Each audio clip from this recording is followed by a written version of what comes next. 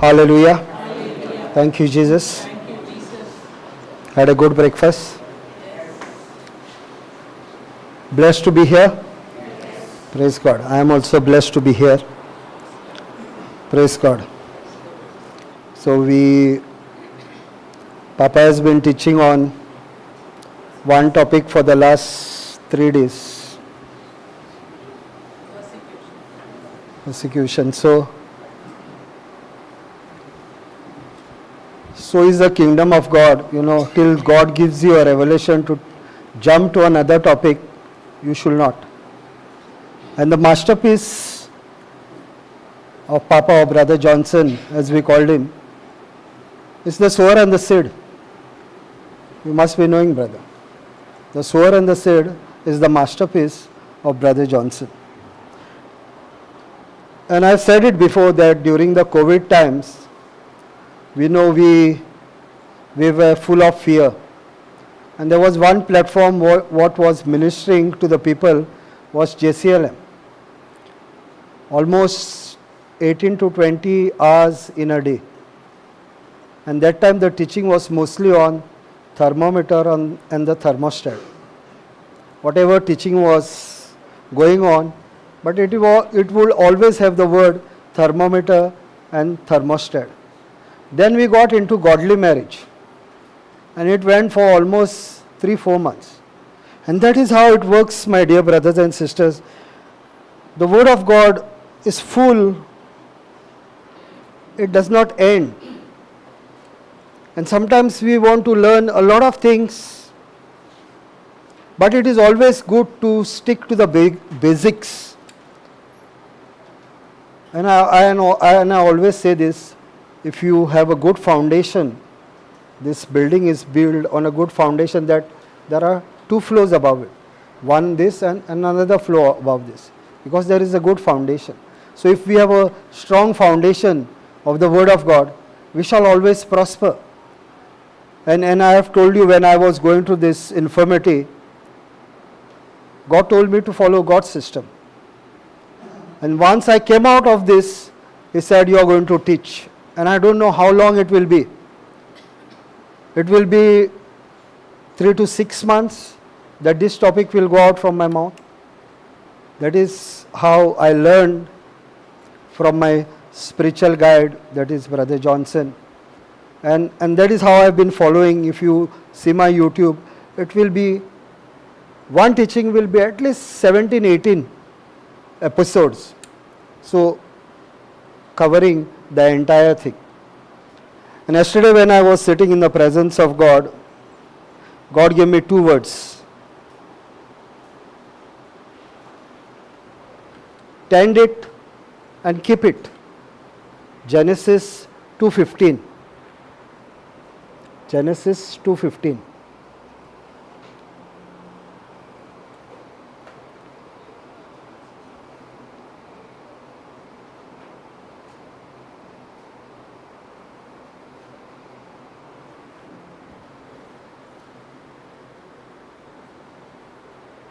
And the Lord God took the man and put him into the garden of Eden to dress it and to keep it. In other translation, somewhere it is tend it, somewhere it is tilt it. But the word remains the same. What is trying to say over here, dress it means cultivate it and then guard it. Keep it means guard it. So what we are cultivating, we have to also guard it. Because as before, just before the break, brother said, Satan is always waiting to take the seed away from us.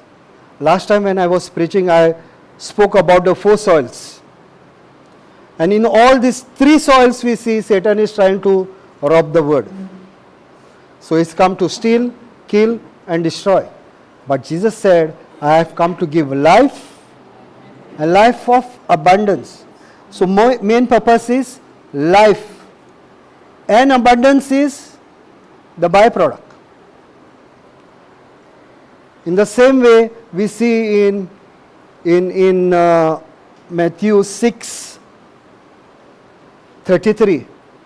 But seek the kingdom of God first and His righteousness, and all other things will be added unto you. Byproduct.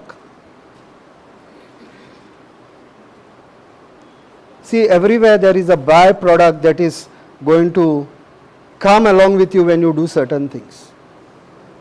So God is also saying on this Genesis, cultivate it and guard it. So when we get into cultivation, there is a certain process we follow. We saw it last time. First you have to do the cleansing. Cleansing of the, I'll give you 3 examples. When I was praying, these 3 examples also came in that prayer of mine. When I was praying to God, when I was sitting in the presence of God, this word came with 3 examples. And I will share the 3 examples that God has shared with me. First he said, when a farmer is cultivating, what does he do? He cleanses the soil. So the soil is cleansed. And then I will connect it to the spiritual. So the soil is cleansed. Then he sows. Then after he sowing, he is going to put some manure, so that there is a growth that is happening. And then we see, he sees if there are weeds. He removes those weeds. And then he is waiting on the harvest. He is doing whatever he can do in the field. If there is no rain, he is trying to block the water. If there is too much rain, he is trying to drain the water out. So there is a process that is happening. So he is cultivating it and keeping it. Correct? That is how the farmer works. Now how do we do in a spiritual life? We take the word of God and we are studying the word of God every day. Now your spirit is perfect. Okay, let me go to Colossians 2. No. 2. Let's go to 8. I'm going to 8 because of a reason.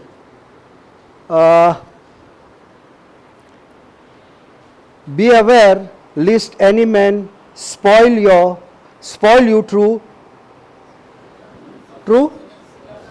philosophy and vain deceit after the traditions of men. And this is what is happening. We have got into too much of philosophy, vain deceit after the tradition of men. And what happens is, because we have got into this, we are carrying a baggage.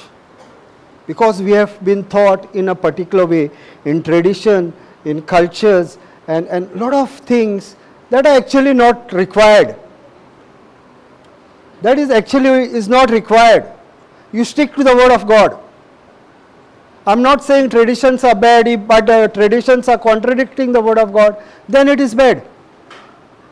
If it is contradicting the word of God and we have got into too much of philosophy and vain deceit, St. Paul is saying over here, be careful of these things, because this is going to take you away. I say this many a times. It is good to tell an unbeliever, because he is not carrying any baggage. And she will take the word of God, and he or she will take the word of God, and it shall manifest. No baggage. We are carrying a baggage.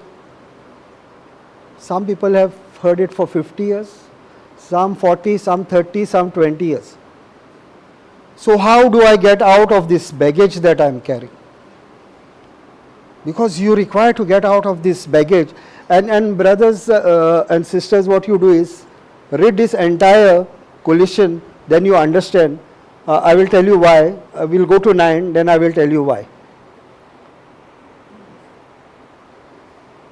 For in him dwelleth all the fullness of the Godlyhead.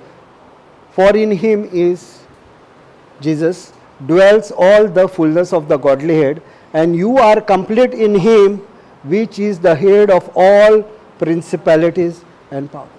You are already complete.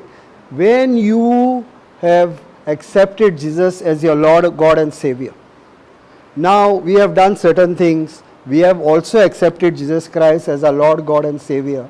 We were baptized when we didn't know anything. But there was a confirmation that takes place. During the confirmation, where is the attention? How we are going to have the party? Whom we will call?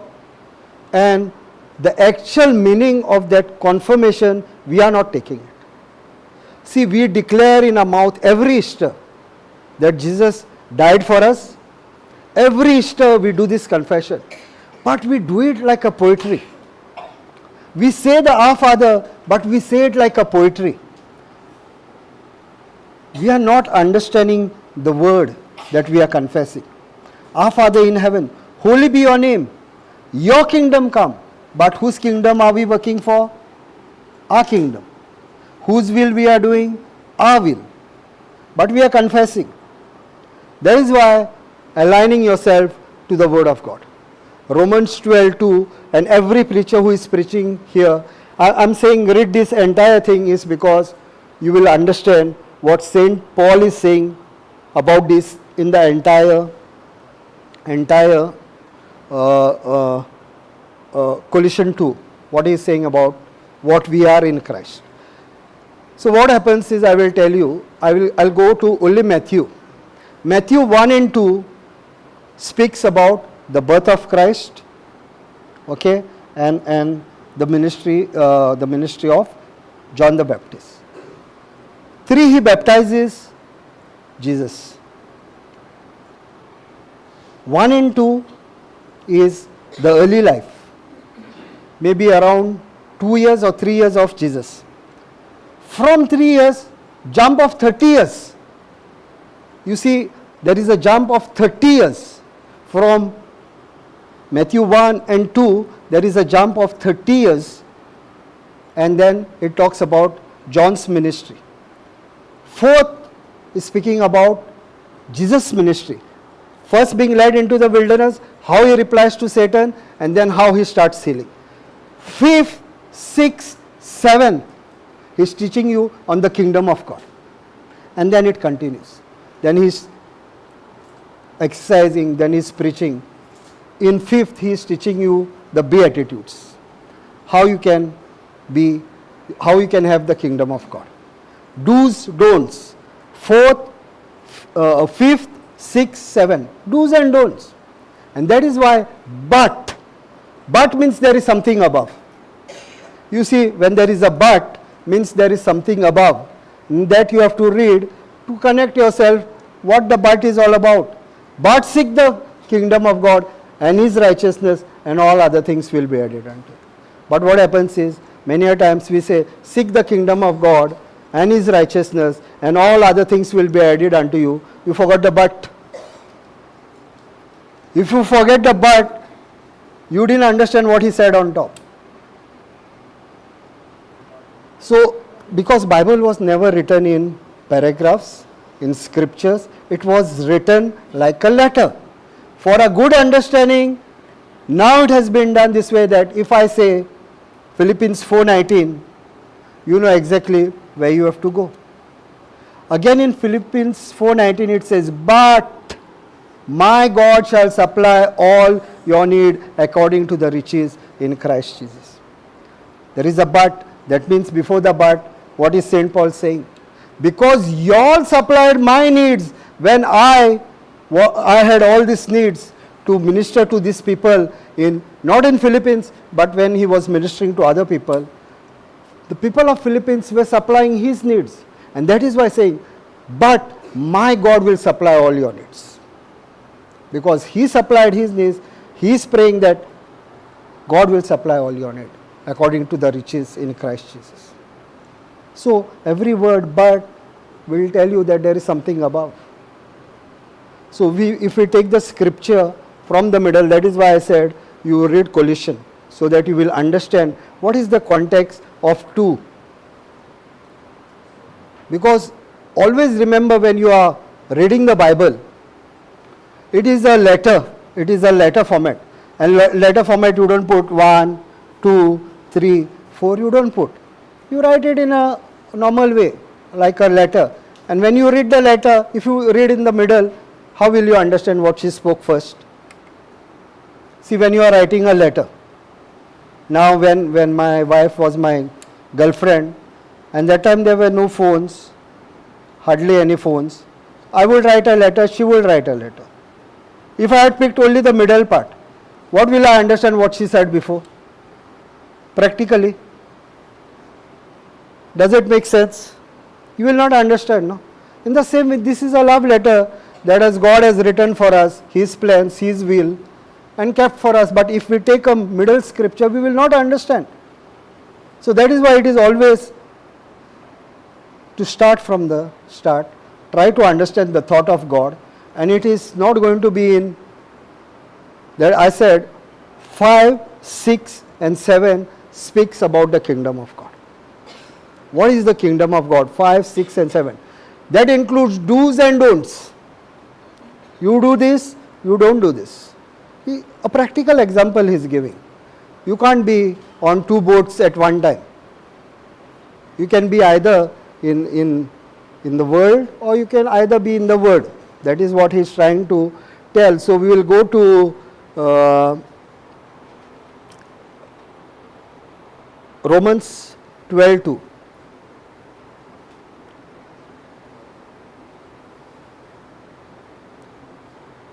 So I'm trying to say we require 2 things. Okay. So first I will try to tell you, do not be conformed. Conformed means take the shape of this world. Last time I said, what is television selling you? Telling vision. What television tells you is the vision of this world. Correct what I am saying? What is the vision of the television?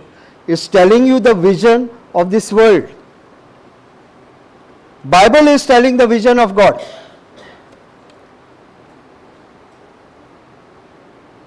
Bible is telling the vision of God. So I am showing you 2 things. Conform, transform. So we are listening to Saas Bhi Kabhi Bahu Thi. That was the last serial I saw. So I don't know after that what serials have come. So we know this one's husband will run with that one's husband before it has happened. I am already thinking in my mind what will happen the next episode. Because you have taken that vision, no? And she is wearing a sari, and that sari is looking nice on her body.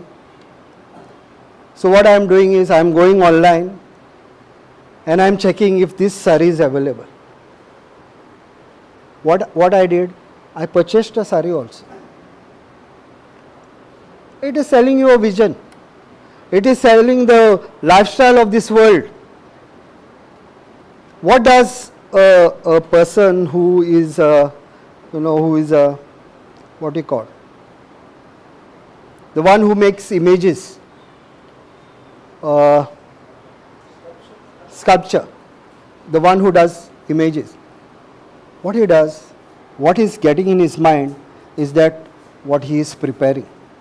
Until he is not satisfied, he is not going to put it in the market till he is not satisfied.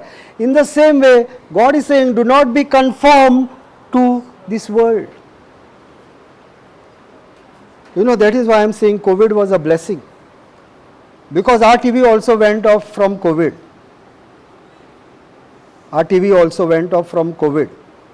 We also stopped watching TV after COVID. We don't watch TV now. TV is there, but we will watch, either we will pair the teachings on the TV and see it on the TV. For a better view, we will pair and we will see it. So the TV which was selling us television now is giving us God's vision.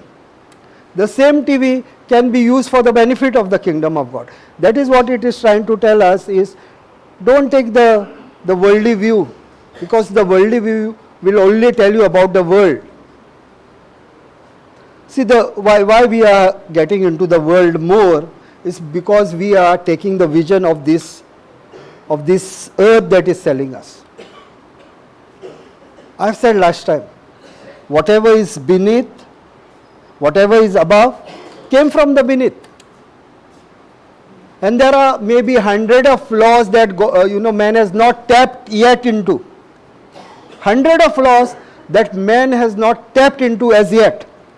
They are already available, but man has not tapped. Now man is stepping into new avenues. Now, like on the water also, the car they have already planned. A car will will run on water in the near future. Now it is on battery. In the near future, it will run on water. So water is a resource that God has provided. Every resource God has provided. But this is the cheapest resource. Who is giving this wisdom? God is giving the wisdom. God is allowing to tap into this wisdom of God. And new inventions are coming. This way there the first day. Law of gravity was not there when God created heaven and earth. We were flying above. But Newton came after centuries with the law of gravity. It was there. The law of thrust and lift was not there. We learned from the bird. See, these were there, but man started inventing it much later. Laws are there which we have not tapped into. But you transform, be you transformed by the renewing of your mind, that you may prove what is the good and acceptable and perfect will of God. What is the will of God? Is the word of God. So what is my action now? I am getting transformed. I am not taking the image of the world. I am making my image how God wants me to make. I am getting transformed. I am becoming a person who is making my own image. I am agreeing every day and renewing my mind, because what has been corrupted is your mind. Your spirit has been restored, complete. As Jesus is, so are we in this world. We do not have a baby spirit. Whatever you require till eternity is there in your spirit. How do I know what is there in my spirit? Do James 1:22 and 1:23 and you will know what is in your spirit. James 1:22, be the doer of the word of God. James 1:23, not be just the hearer but the doer of the word of God. And check yourself in the mirror. The word of God is the mirror. To check what is there in your spirit. What is there in your spirit is already written and kept for you. So when I go to the mirror, I know how to look. Today I didn't shave, so I can just feel it. I came in a hurry because my time was to shave. Somebody called me and I got busy with the call. So I came in a hurry. So every day, see, if any be a hearer of the word and not a doer. Two things. Hearer and not a doer. He is like unto a man beholding his natural face in a glass, that is a mirror. I see in the mirror, but I do not do the change. I saw that my hair is not well combed. I say, who is going to look at me? In the same way, I'm hearing the word of God every day. I hear the word of God, but if I don't bring the change inside of me, by hearing the word of God, I will remain the same. 2007, I started listening to Papa's teaching. 2020, I started preaching the word of God. So you see how much time it took me, because I was carrying a baggage. And I was trying to make sense with what he's saying and sense with what I was taught. And it took me many years. And we don't want it to happen with you, what has happened with us. Because it took me many years to get out from what I had learned to what I should believe. Because what I had learned, we saw in Colossians 2:8, was the tradition, the culture, and more focus was on that, and I was carrying that baggage, and it took me many years till I understood really, and I started putting my mind into the Word of God, and I left the baggage. It's like, how every day we have a garbage bag. But do we keep the garbage bag in a house? We want to dispose it as early as possible. Why? Why? That baggage we are ready to throw out. That was happening with me. That baggage was stinking, but I was still holding to it. And I was taking that smell every day. Not trying to release it, because it taught me that, no, I've learned this, and this, I think so, is contradicting. But when I understood that this is not contradicting, this is what is contradicting, I said, now is the time I leave this baggage. The choice is mine to get transformed. To not be a hearer only, be a doer. You can come for retreats after retreats and retreats after retreats, but if I am not going to change from a hearer to a doer, I will still be stuck over there. I am not saying to condemn anyone. I am saying what we hear, we have to do. So the second example that God gave me on to cultivate and to guard is, if I have a bike or if I have a car, and if I don't take it for servicing, and I am using it, I am taking maximum benefit, I am not putting oil, I am putting petrol, otherwise I will not be able to move ahead. So that much I am doing, I am putting petrol, but I am not servicing it. How long it will work? How long it will work? See, the oil will get exhausted. Correct? Correct what I am saying? The oil will get exhausted. And that is how my spiritual life is also. My spiritual life is the same. I am going and going. I am hearing and hearing lots of teaching, but not putting even one teaching into practice. Again, I am saying, I am not trying to condemn, but I am saying what I hear I have to put in practice. Now you tell me Messi or Ronaldo or Sachin Tendulkar or say Virat Kohli.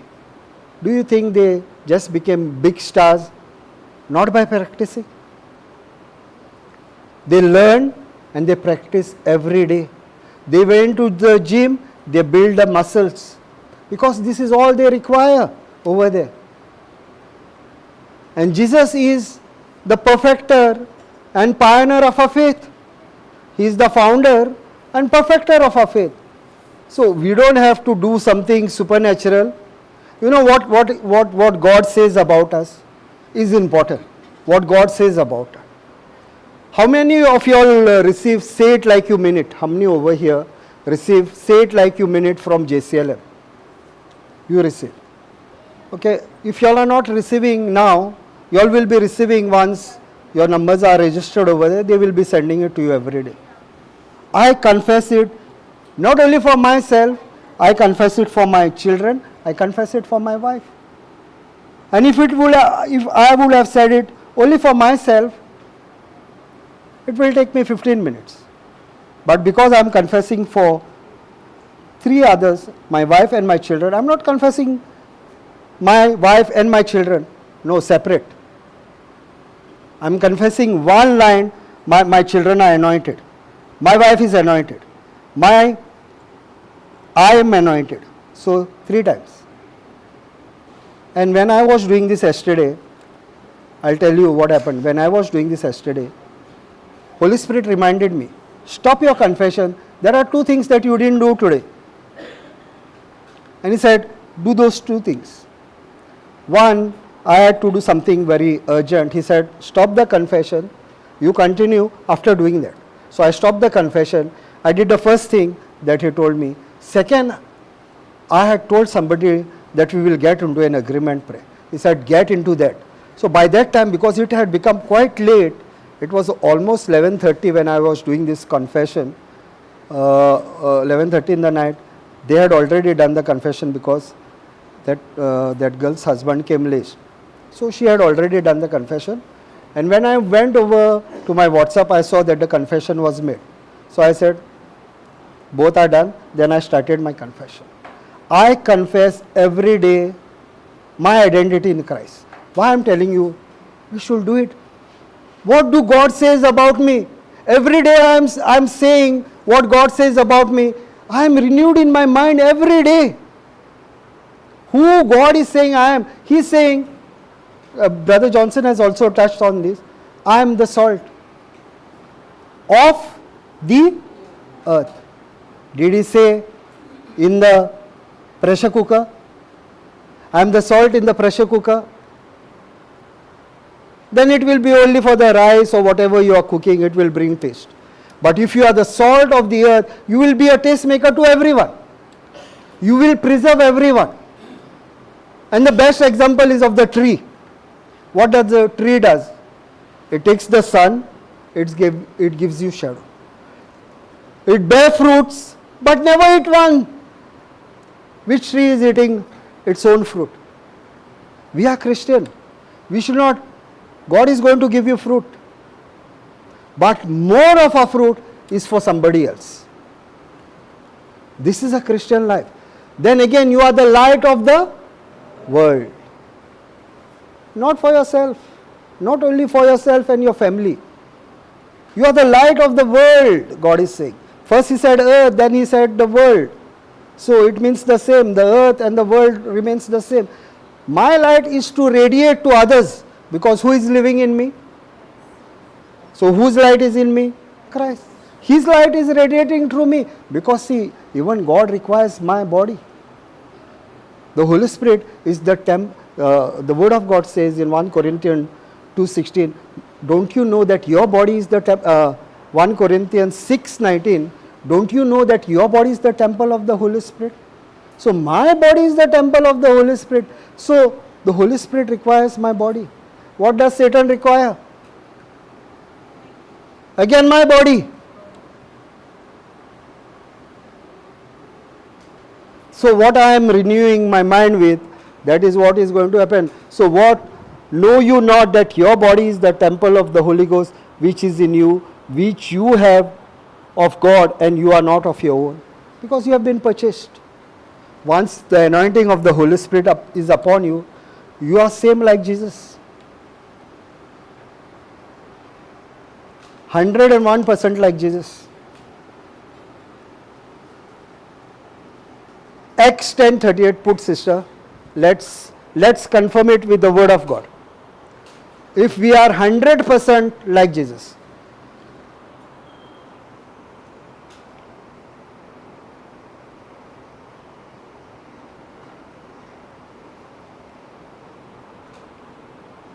how God anointed Jesus of Nazareth with the Holy Ghost and with power, who went about doing good and healing all that were oppressed of the devil, for God was with him. Now, how God anointed Jesus of Nazareth with the Holy Ghost. Are we anointed with the Holy Ghost? And with power? Are we anointed? Do we have the Holy Ghost? So do we have the Holy Ghost power inside? Romans 8:11 says, we have the same Holy Spirit that raised Jesus from the dead. Correct? Anything missing in us? So God has given us the same Holy Spirit, not 1 inch different from that Jesus had, who went about doing good and healing all that were oppressed of the devil, for God was with him. If God is with him, is not God with us? If God is with him, is God not with us? Yesterday night there was I will not say, she's a Hindu but believing in Christ. So she called me that her sister-in-law, who is an unbeliever, She is a believer, but her sister-in-law is an unbeliever, and her son is not able to pass urine, and when he is passing urine, he is getting bleeding. So the next morning, they said, we are taking him to the doctor. I said, it will not be required. I gave a Mark 16:18. I said, God said, when you lay hand on the sick, he shall recover. I said, you got hand? She said, yes. Are you believing in Jesus? She said, yes. Okay, lay your hand, I will make a prayer. You lay your hand and I will make a prayer. And I made a prayer. She laid her hand. And I told her, now you are not going to tell this boy to go and pass the urine or to do something. No, he is going to do it by his own whenever he feels like. Because if you are going to pressurize a child, what he will do? He will get annoyed and he will try to do it, and then they will see that it is not happening and get into unbelief. I said, you don't do anything. You don't do anything. You wait for the child. Let him go by his own to the toilet. You don't tell him, now you go and exercise faith. You don't tell that child. Let the child, whenever he feels that he has to go to the toilet, let him do. Today morning she sent me a message, brother, we don't have to go to the toilet, to the doctor, because he got the urine, was without blood and was without pain. Why? Because the same anointing is on her. Because she has believed in Jesus. I only gave her the scripture. I told her, you lay on the hand on the sick, he shall recover. I will pray. I will give you the words, I will pray. I will do the prayer. And you stick to that prayer. You don't, sometimes what happens? Now we tell, now you check, now you check. Now that person sometimes is not, believing the faith of the world. Faith of the world is what? What we call it Thomas faith. If I see, I will believe. And Jesus said what? Thomas, because you have seen, you have believed. Blessed are those who have not seen, yet they believe. Correct what I am saying? Jesus said to Thomas, no? Correct, no, brother? You all are so silent. You all are not happy. I am continuing with the same topic. See, that is you understand the topic in detail. You do little things, do it properly. Put oil in your bike or your car. It will work well. If you are not doing what God is telling, then we are disobedient. What brought us to God is obedience. And we have to continue in obedience. Be the doers of the word of God. Continue in obedience. And that is why the word of God is saying, obedience is better than sacrifice, because we cannot touch the sacrifice that Jesus has done on the cross. Nobody can. And that is the ultimate sacrifice that was needed, and that is the ultimate sacrifice that has been done, and it is finished. The third example that God gave me is regarding our house. See, there are paints which promise you 9 to 10 years that you don't have to paint again. Okay, why do you paint? Because you don't want your wall to, lose its cement, or you want to keep it well. When you paint, the water of the rain falls and slips. That is why we do this paint. But if I am not painting my house,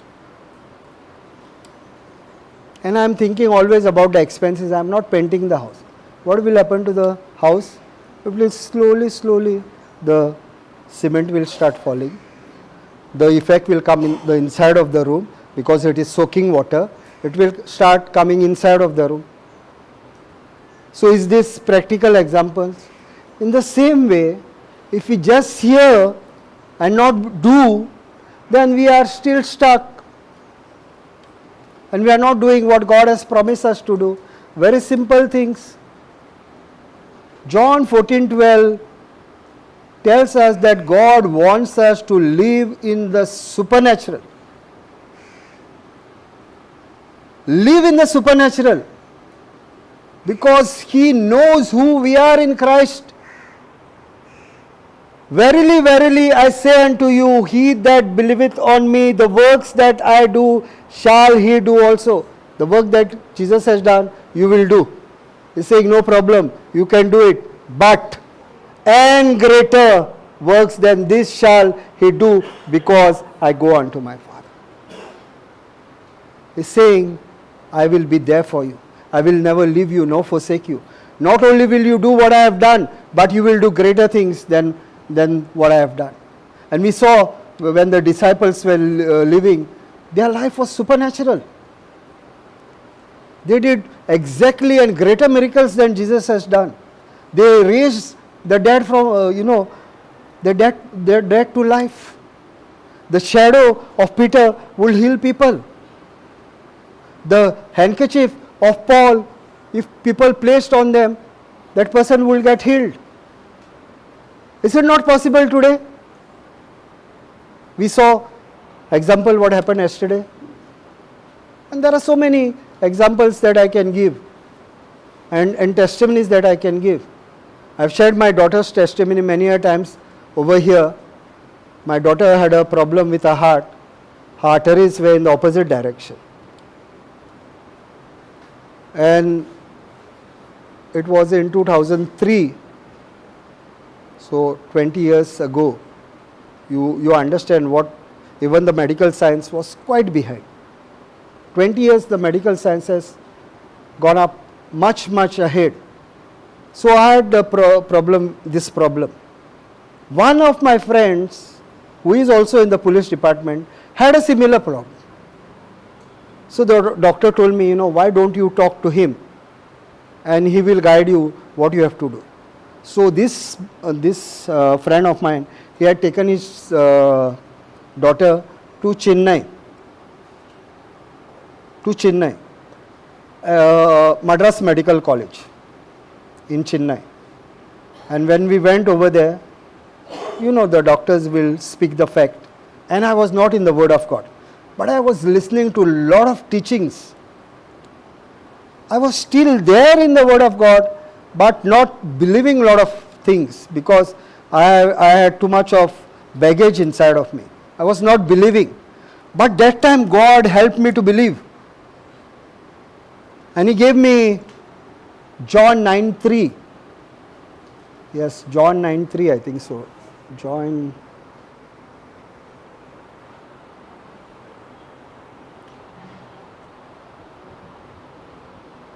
Jesus said, neither has this man seen nor his parents, but the works of God should be made manifest in him. I took this scripture. God spoke to me this scripture. Out of the blue. I had heard it from Benny Hinn. He was coming on God channel. And I had heard he's preaching on this scripture. And the Holy Spirit reminded me of this scripture. And when the doctors were giving the bad report, my wife was really, getting more and more depressed, and she was getting down. I said, no, God has given me this word. So we are going to believe in this word. And her faith also started increasing. And when the doctors were telling me about all these medical reports, I was focusing on this, because God said God should be made manifest in him. That the works of God should be made manifest in him. So I believed in this word. And God is a perfect planner. He is a perfect planner.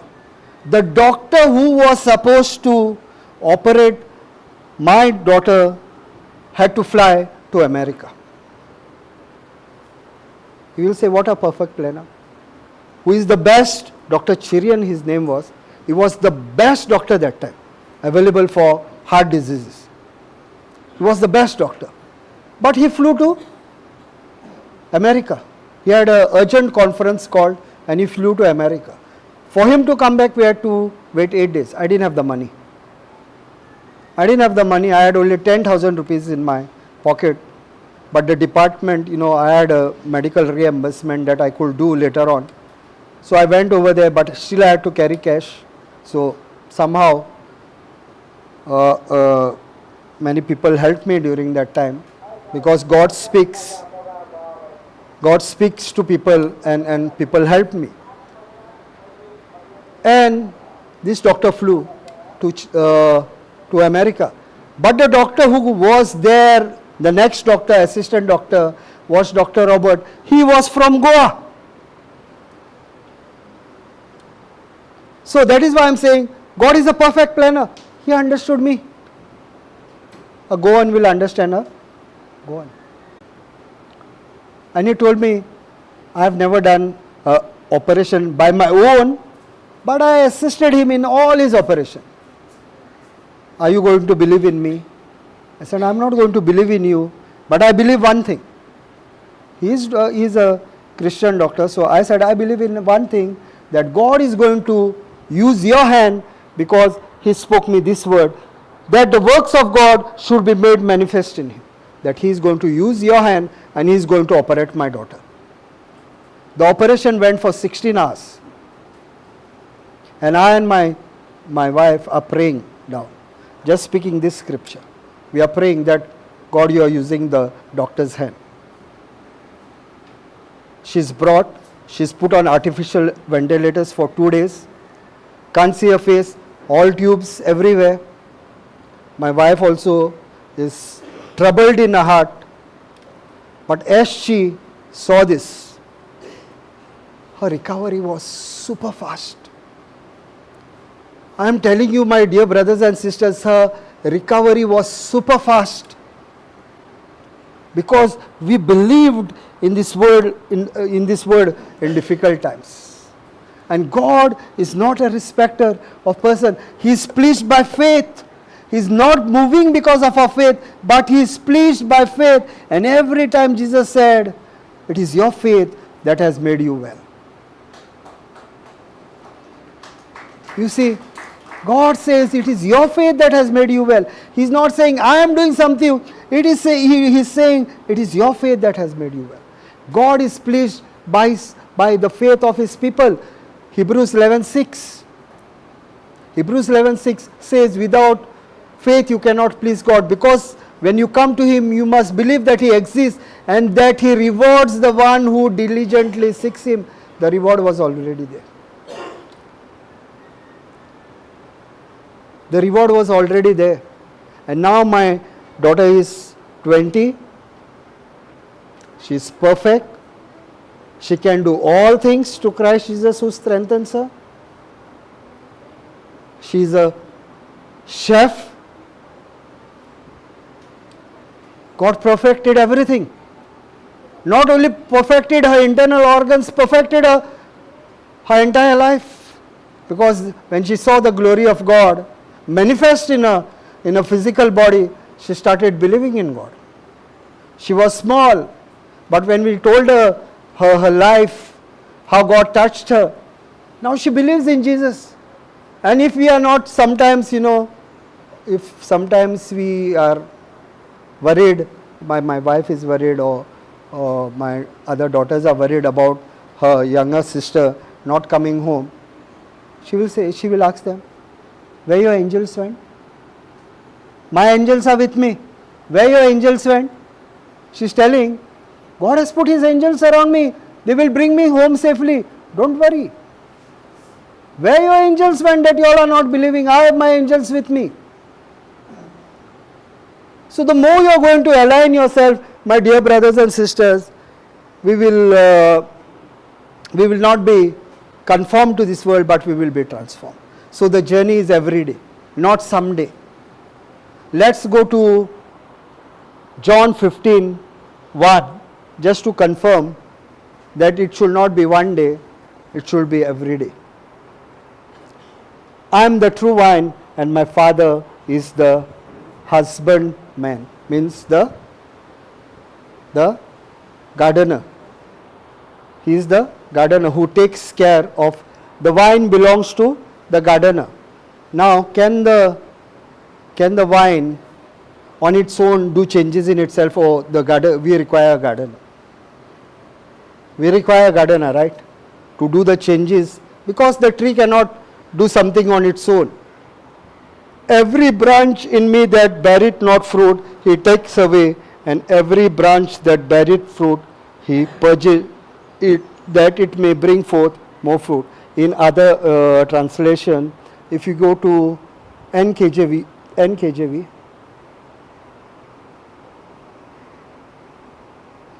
not there?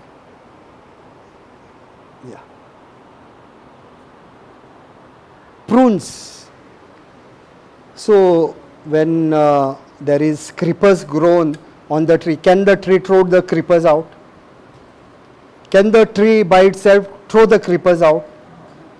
God the Father is doing the pruning of those vines that are in Jesus that does not bear fruit. He waits for a while. He gives you many opportunities.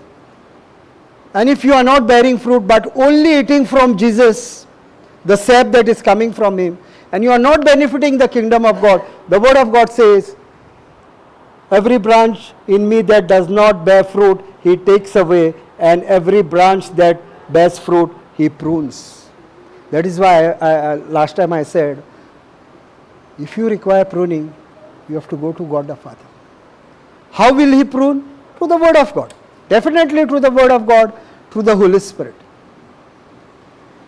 That is why we have to go, because pruning is done by God the Father through the word of God. Again, I am saying through the word of God. Because 90% of your manifestation will come through the word of God, that it may bear much fruit. The more we are going to align, and 15:3 says, you are already clean because of the word which I spoken to you. So the word of God that has been spoken cleanses us. The word of God that has been spoken cleanses us. And 15:4 said, abide in me and I in you. The branch cannot bear fruit of itself unless it abides in the vine, neither can you unless you abide in me. So, can you remove the branch one day and then fix it again another day, then remove it another day and then fix it? It is a continuous relation. See, when we are born again, we make a choice to love our God. He loves us. But we are now seeing what Jesus has done for us on the cross. And I will be going on the cross immediately after this, because I promised that I will take, it is finished. But before that, I want to show you certain things, that a Christian life is not one day being in Jesus and then someday not being in Jesus. It's a renewal every day. It is required every day. It is not someday. It is every day. And very important, my dear brothers and sisters, to understand this. What happens is, if we don't see the manifestation, we are immediately out of, we think that God is not doing anything in my life. Just imagine what would have happened to Abraham. Every time somebody was calling him Abraham, what he was hearing? When every time the word Abraham was, they would call him Abraham, what he was hearing? Father of many nations. When everyone called Sarah, she was hearing mother of many nations. So every time the revelation was coming, putting back his focus every day. Every time somebody said Abraham, he was not listening to that word Abraham, he was saying, I am the father of many nations. And getting aligned to the word of God. What happened to Noah? Noah preached the gospel for 120 years. As he was building the boat, everybody was laughing to him, and he said, there will be a flood. It had not rained one day on the earth. Till that day when Jesus sent the flood, it had not rained on the earth even one day. It was first time it is going to rain. So people were in unbelief. They were living a unnatural life, not even a natural life. Man living with man, woman living with woman, man living with animals. All these things were happening, and God was grieved that he created man. First time it is said over there that God was grieved that he created man. But because he found Moses, he said, I will not destroy the entire humanity. And he told Moses the instruction, you carry every animal and your family and all those things. 120 years. What happened to Joseph? 13 years and above. See, we have heroes in the Bible who kept strong on the word of God. Manifestation maybe sometimes is not happening, but it is going to happen because it is a definite word of God, because he has spoken it. If I had gone into disbelief, tell me, my brothers and sisters, I was preaching the word of God. And many even question, a person who preaches the word of God, how can he get sick? Did God promise me that there will be no sickness in me? Did he say that anywhere? That sickness will not touch me? I know preachers who went through difficult situation but stood on the word of God and were completely healed. And that I see in myself, because I had all these heroes. I had the old heroes, also the preachers who had got into difficult situation, had one day to live, only one day to live. Doctors had given, you are going to die tomorrow. And they believed in the word of God, and they are still living and still preaching the gospel. So is God saying that, no, definitely, you pray today, tomorrow you will be healed? Sometimes the healing is instant, sometimes it is progressive. And that is why Mark 4:26 teaches us that there is a time to sow, there is a time in between where you have to water the seed, and there is a harvest time. Seed time, harvest is a formula of God. So it is not that every time the manifestation will be immediate. In Konkani says, Angar tanu gatle angar shit. I put the rice here, in the next one city, rice is ready. But if you are not using a cooker, and olden time we never use the cookers, we will boil, it will take 2 hours. That we were patient in 2 hours. Now if the city is not coming for 5 minutes, oh, the city is not only come. Just go and check the pressure cooker. Something is wrong with the pressure cooker. And then the children will say, Mama, it is happening. Because they also don't want to get up. They are trusting on the pressure cooker. It will happen in 5 seconds. Wait, Mama, for 5 seconds. The city will come. Sometimes it does not really come. Because if there is some kachra gone, it does not go up. So sometimes it does not come. So we are adjusting to the, now if doctor tells you to take medicine 3 times a day for 6 months, are you going to do that? Tell my brothers and sisters. You all are not happy with the topic, we will change the topic. Are we going to take? And some people, I had gone to the doctor yesterday because I wanted leave till I retire from service. I will be on leave.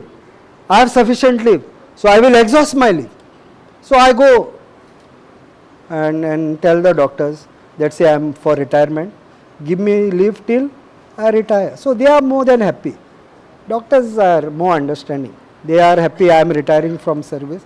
They are saying, okay, till when you are retiring, till one day before that we will give you, then one day you join and then you retire. So the doctors have also agreed. So yesterday I had gone. So somebody is asking over there, she has Googled, and I was in front of this doctor. She has Googled and she is saying, now this medicine, the Google is saying that this medicine is not good for the uterus. Doctor is saying, I am the doctor or the Google is the doctor. Now, Google will tell you everything, no. It will ultimately lead you to cancer. And that is the word we fear. It will ultimately, from here, it will lead you to cancer. So this is what is happening. We are more ready to Google than to Google the Word of God. Everything is there. Whatever is your problem, the solution is over here. Well thought. You tell me one thing you don't find, I will find it and give it to you in the Word of God. For any problem, you don't have the Word of God. You tell me you don't have the Word of God for this problem, I will find it and give it to you. I will Google it for you in the Bible. There is everything. God has planned everything. He has seen the end before he even created it. You know, God exactly knows what will be the population when the heaven and earth will be one. When the heaven and earth will be one, God already knows the population that will be there on earth. God knows. And the scientists are thinking how we will manage people on earth. You created the earth to think about how you will manage people on earth. God has created, He has seen the end. Not one thing will fall short because God has spoken to the earth and has given the seed to regenerate. Nothing will fall short. And God has put in your spirit everything that you require till eternity. Whatever is required till eternity, it is there in your spirit. I only have to draw it. I only have to draw it by putting the right seed, and the soil is going to release what is there in the spirit. Because God's system and the world system is not different. God has kept it very simple. Very simple, my dear brothers and sisters. And He has given us the Holy Spirit to understand God's system. If you are not understanding God's system, ask the Holy Spirit. He will give you a word of revelation. When I was praying yesterday, give me God one word of revelation to preach. He said, tend it and keep it. You teach on this. And the word of God is there for us to tend it and keep it. Praise God. Hallelujah. Thank you, Jesus. Now we will learn on what is finished. So you understand there are two things that are required. Okay, I'll give you some scriptures that you all can note down. There are two things that are required. To tend and to keep.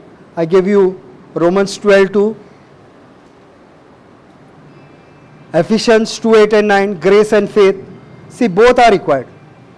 You can have grace.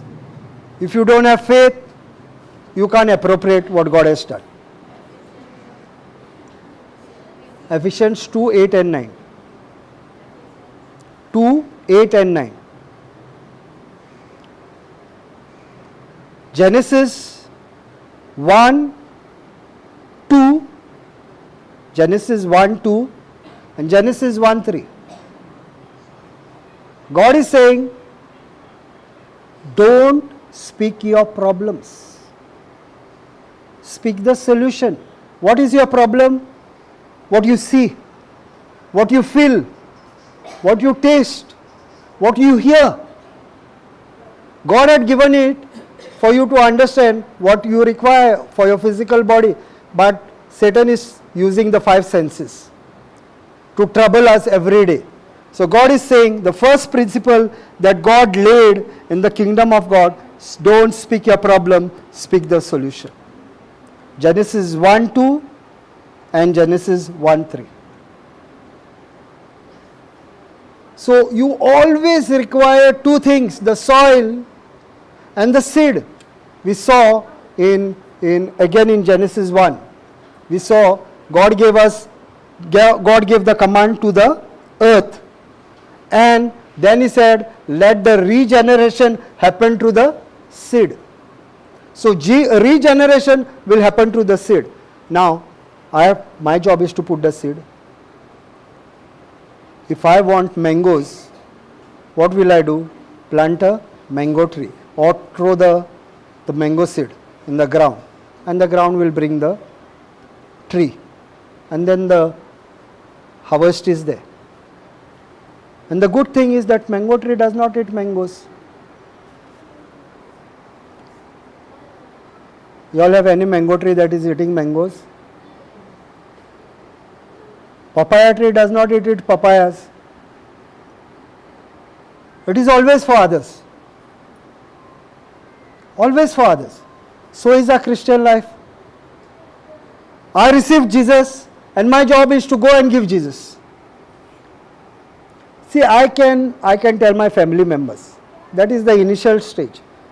And the biggest problem is when you are going to tell your family members. They will not take the word of God from you. They know you as different. We played together. We know everything about you. What you will be a saint. You are a duffer. You are a troublemaker. How much trouble you gave your mother. But the conversation can take place in one day. Inside of you, and you can be a blessing to others. I never knew what God plans God had with me. You tell me any sin in this world that I have not done. I am confessing I have done everything, including drugs. I am confessing I have done everything because I lived with my granny who was living in Anjuna. So you know the sea lifestyle. So if they are smoking, I also smoke. If they are sniffing, I also sniff. No understanding, but I did get deep into it. The good thing was I didn't get deep into it. I did it once, twice, forgot about it. But I was a chain smoker. We had a shop, and you know, if you have a limited stock and 2-3 packets are getting over, money is not there. I was only taking the 2-3 packets in my pocket. When I had done my turn, I would put 2-3 packets in my pocket and I would go home. I had the stock now and put it in my college bag and go in college and smoke. At home, no smoking. At home, good boy. But the lips will tell, no, this is burning. The lips will tell, and mommy understood. My mouth was always smelling. So when I brought my girlfriend first time to my house, she said, be careful of this guy. He's a nasty guy. He smokes, he drinks, he does everything. But love is blind, no? She's saying, no, he's good with me. He loves with me, he talks for hours with me. And if I tell you all to speak with 10 minutes with God, are you all ready to speak 10 minutes with God? How many of you all spoken after I gave that talk the last time? How many of you all have spoken to God? See, only 2-3 people. Five people. Continue doing it. And I guarantee you God is going to speak. I asked God, give me one revelation that I am going to speak today. And he told me, tend it and keep it. Give me examples. There and there. There and there, it is because I asked. I didn't ask for worldly things.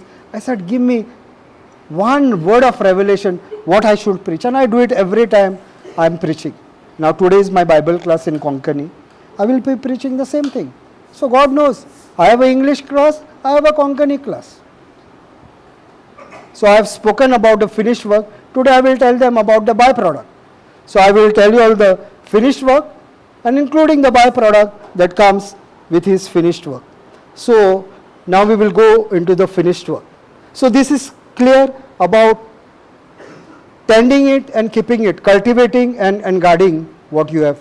Guarding is, I water it every day, not someday. Guarding means, in the spiritual, you are thanking God that what you have prayed has already manifested. Not waiting to manifest. You are thanking God, it has already manifested. Mark 11:24 says, when you pray, believe that you have received it, then it shall be yours. The word of God is not saying it will manifest immediately. It is saying, you believe, even before you receive, then it shall be yours. So then it shall be yours You are continuously watering the seed. You are continuously saying, thank you, Lord, I praise you, I glorify you. By your wounds, I am completely healed. Thank you, Jesus. Praise you, Jesus. My finances are blessed. Thank you, Jesus. You have blessed the work of my hand. And I am telling you, when I am confessing this, I am also finding God's favor. Whatever I am doing, whatever I am putting my hands on, even in the garden, if I am doing something, God is blessing that. Because I am calling that blessing every day upon my life. The word of God says in Deuteronomy 28:12 that He shall bless the work of your hand. You shall never borrow, but always lend. That is what the word of God says. Deuteronomy 28:1-12 speaks about the blessing. 13 thereon speaks about the curse. Now you will say, brother, you are talking about the old covenant. But yes, I am talking about the old covenant, but it is existing, it is working till now. Some scriptures are complete, some scriptures are still, we speak about Abraham, who was declared righteous. We are also declared righteous by faith. Some scriptures are completed in the new covenant, and we do not confess those scriptures. Like Jeremiah, it was said, heal me, O Lord, and I shall be healed. But we have a better scripture now. By His wounds we were healed. Isaiah 53:4 and 5 says, 3, 4 and 5 says, He already declared what Jesus is going to do on the cross. He was already prophesying. What happened with the sacrifice when God told about Isaac? It was showing us a shadow what will happen on the cross, that he will become a sacrificial lamb. It was a shadow showing us that we required a savior, and he will become a sacrificial lamb. You see, some scriptures were directing us to Christ. Praise God. Hallelujah. So the Old Testament is not gone. It's there. The promises are there. It's there. Not every promise of the old covenant is over. We still take the old covenant promises. We still say God has given us the dominion. He gave it to us in Genesis. We are still holding to it, that after 6 days God has not done anything. Not created one thing after His creation. In 6 days He completed and He rested. So when Jesus said it is finished, He has done nothing, and He is doing absolutely nothing. What happened in those 6 days, the same happens when Jesus said it is finished. So we will go to it is finished. Praise God. Hallelujah. So what happened in the first point, take brothers and sisters, our relation with God is restored. Our relationship with God is restored.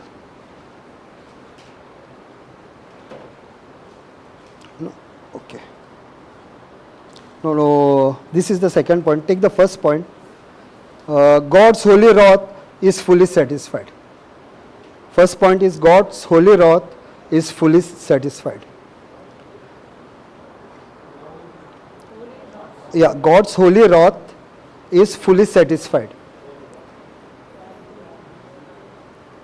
W-R-A-T-H, wrath. God's holy wrath is fully satisfied. So God was angry because we had this sin nature. So what He did, took the entire sin and put it on His Son of entire humanity, born and even yet to be born. We were not born when Jesus went on the cross. We didn't see Jesus, any one of us didn't see Jesus. But our sin were already addressed on the cross. So, everyone's. Romans 3:25.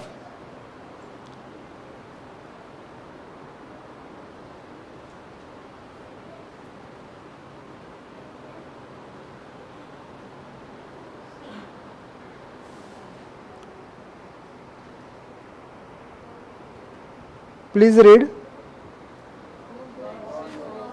From God, whom God set forth as a propitiation by his blood through faith to demonstrate his righteousness, because in his forbearance God has passed over the sin that were previously committed. So, whom God sent forth as a propitiation by his blood, by the blood of Jesus, as a sacrificial lamb. So he became a sacrificial lamb, atonement for our sins, shedding his blood to be received by through faith. How you have to receive it? By faith. Now this is the grace of God. What he has done, I receive it by faith. The grace of God I receive. See, righteousness to demonstrate his righteousness, because in his forbearance God had passed over the sins that were previously committed. Whatever was done previously was already committed on him. And then I will show another scripture which says that we are saved by his blood. So what I am trying to say is, God became the ultimate sacrifice. Now, do we have a sacrifice in the church where we have to present a goat or a bull and it was there in the Old Testament. Every year they had to do a sacrifice for the atonement of their sin. Every year they had to do. And just imagine if we have to give a goat only today. How much money will go from my pocket? I will be more worried about forget about my sin. They will say, let me die in sin. It doesn't matter. Let me die in sin, and instead of my 5,000, 6,000 is going. Now mutton has become 1,500. 1 kilo. What you will give a goat? I will say, I will only eat that mutton. Forget about the sacrifice. Who want to give the sacrifice? Let me die in sin. It is better for me to die in sin than to spend 25,000. Half of my salary is gone. 25,000 I have to pay. I am receiving only 25. Some will say, I am receiving only 25. Like we know in Goa what is the salary. At least in Mumbai and all, you will get a better salary. In Goa, people are getting 25,000 salary. And she will say, for atonement of my sin, 25,000 salary, 1 month salary is gone. She is more worried now what I will bring now, how I will bring for this month. All these things. Correct what I am saying? Now God has paid for you for once and for all. You don't have to shed any more blood. Blood is already shed. Once and for all generations which went behind and which will come. But it has to be appropriated by faith. Grace is what God has done. I have to appropriate by faith. That is why it says in Romans 10, 8 to 10, confession is made from my mouth, believing in my heart. So 2 things are required, my mouth and my heart. Again 2 things, mouth and heart. So once you confess, because I said confession can be, I just confess, but I have not believed. I can make a confession, but I have not believed. So what I am doing is, I am saying a lot of things like, I give you an example. We say the Our Father. We don't believe. I say the I believe, but I don't believe. Because I asked this question when I was preaching in a certain place, 1,000 people were there. I asked this question, how many of you all believe that Jesus went to hell? How many of you all believe that Jesus went to hell? How many of you all believe that Jesus went to hell? How many of you all believe that Jesus went to hell? So still see, so many people are not believing that Jesus went to hell. If you are not believing Jesus went to hell, then you are definitely going to hell. What do you say in I believe?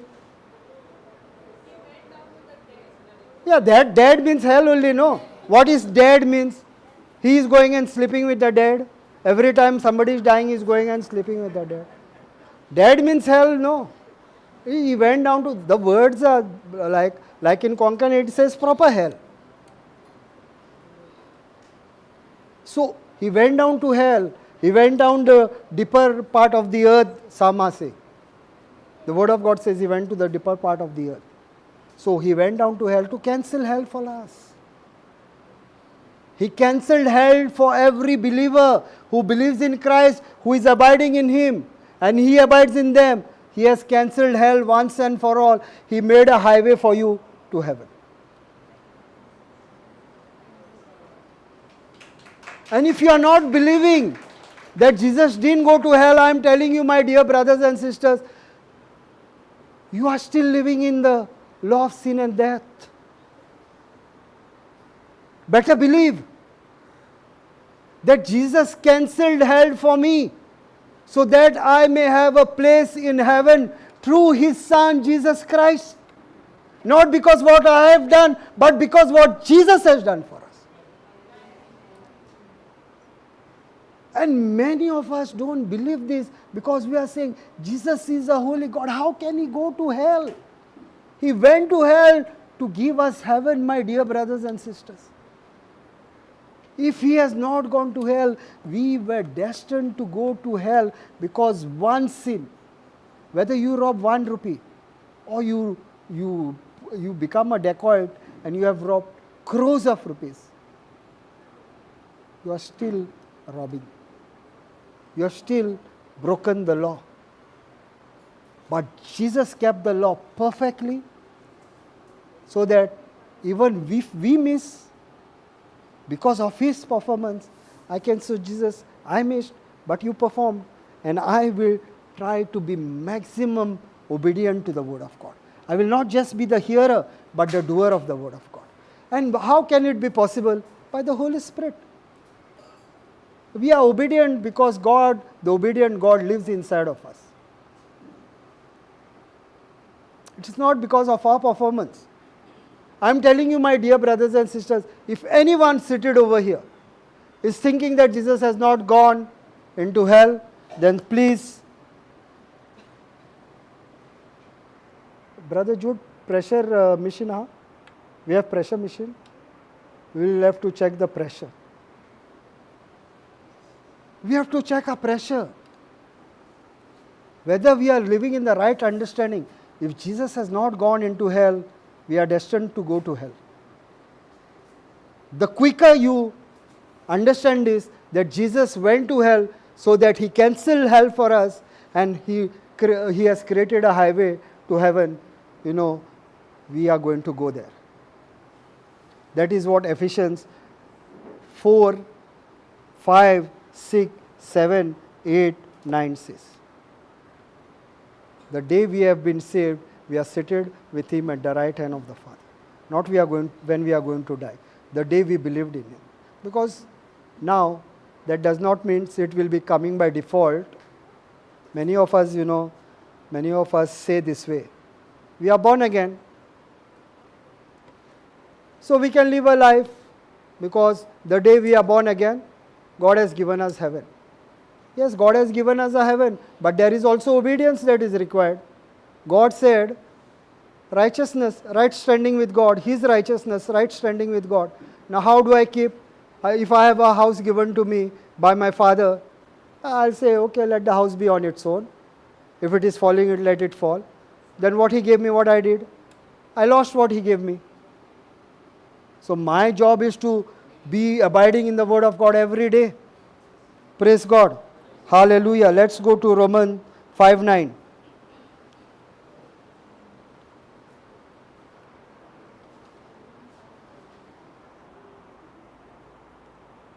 We are on the same point. God's holy wrath is fully satisfied. Much more than having now been justified by His blood, we shall be saved from wrath through Him. Brother spoke about this yesterday. Brother Johnson, Papa spoke about it. Justified means we were in the courtroom. Satan was putting the offenses against us, and Jesus and God the Father said, no, it is paid. It is paid on the cross. Your your argument, you are a loser. So we are justified. Justice has been made by His blood. We are justified by His blood. Justified by His sacrifice. We shall be saved much more than anything would have done for us. Now being justified by His blood, we shall be saved from wrath through Him. Why does it say we shall be saved? Why does it say we shall be saved? Why is it in the future tense? We shall be saved from wrath through Him. It is because if you have not believed, if you have spoken it out of your mouth, and if you have not believed in your heart, you have made a confession. Good enough. You made a confession, but you didn't believe in your heart. Two things are required, your mouth and your heart. It is not going to work one way.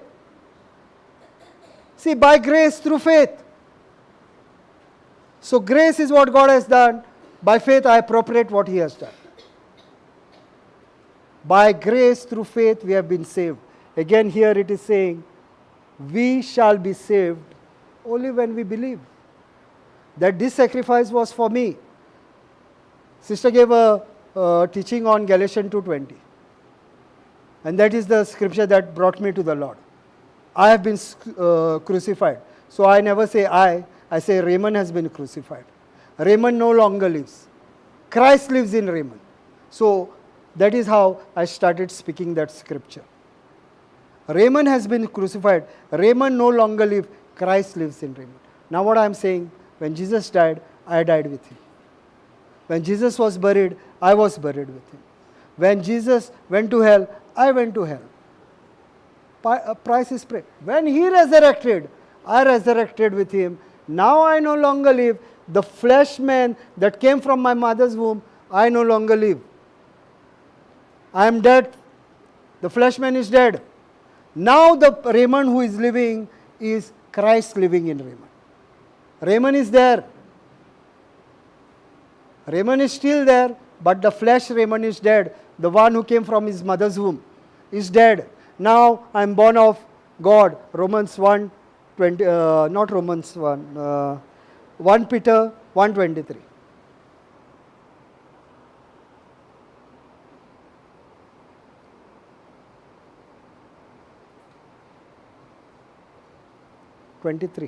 Yeah.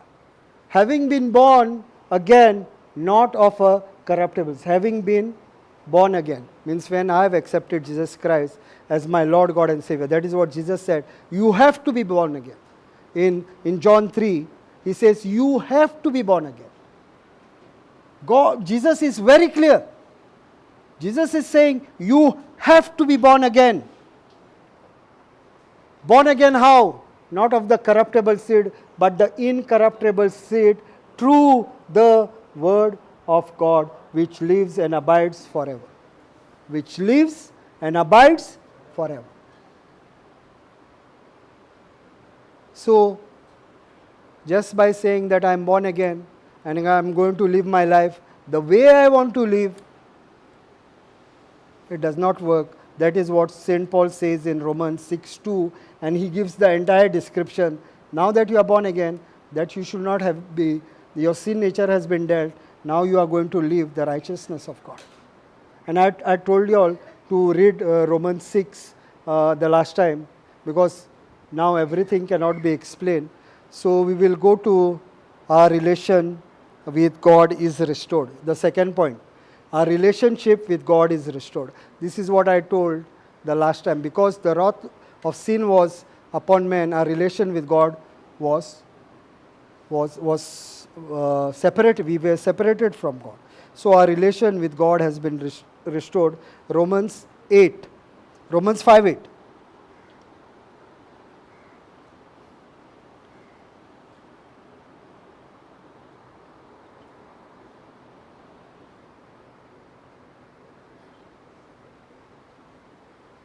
For God demonstrated His own love towards us in that while we were still sinners, Christ died for us. what God did? God demonstrated His own love towards us in the while we were still sinners. He didn't say, you first do certain things and then I will go on the cross. He said, I will go on the cross anyways. I will go on the cross anyways. The day you are going to believe that I went on the cross for you, you are saved. That Christ died for us means every individual. Christ died for Raymond.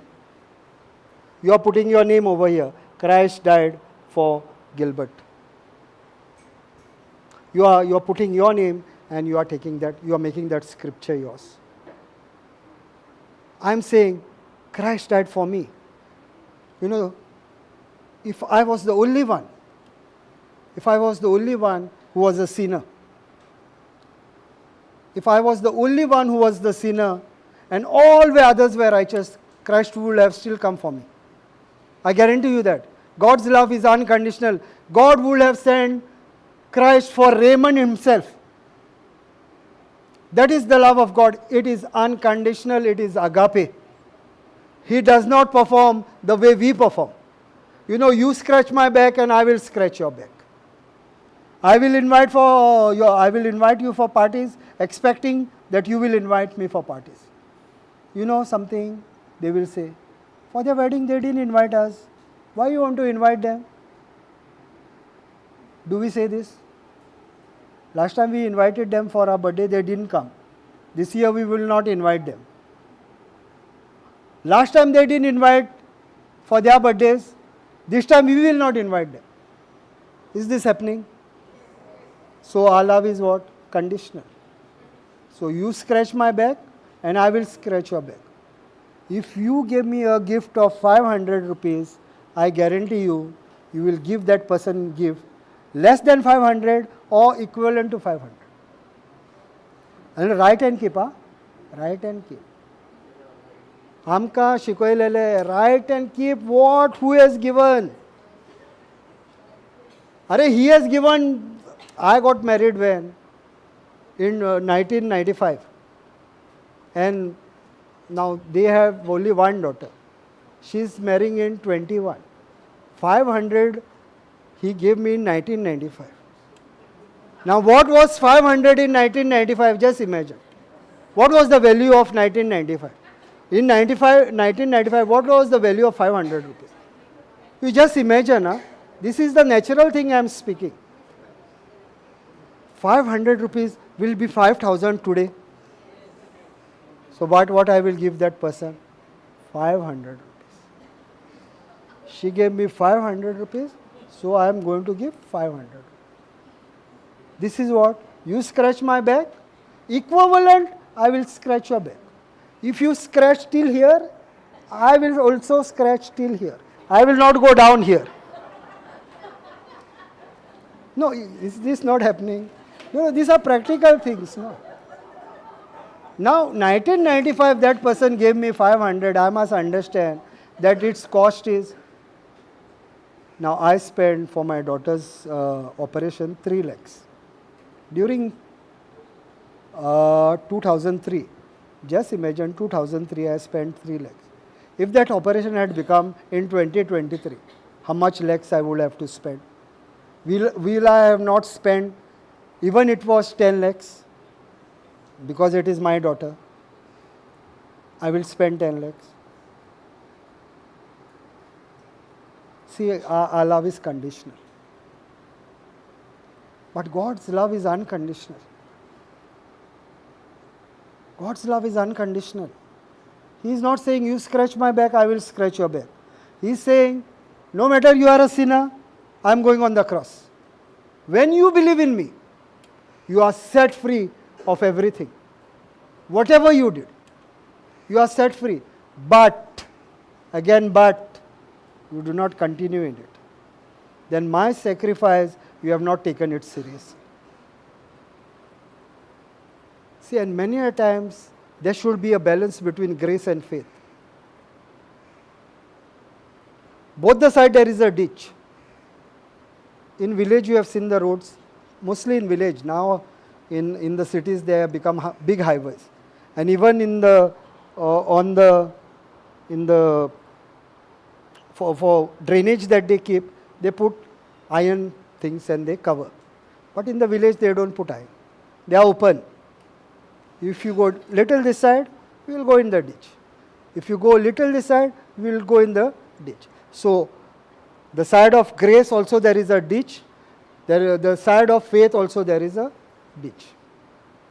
What I am trying to tell you is, if you get too much into grace and you say God has performed, I don't have to do anything, you are already gone in that ditch.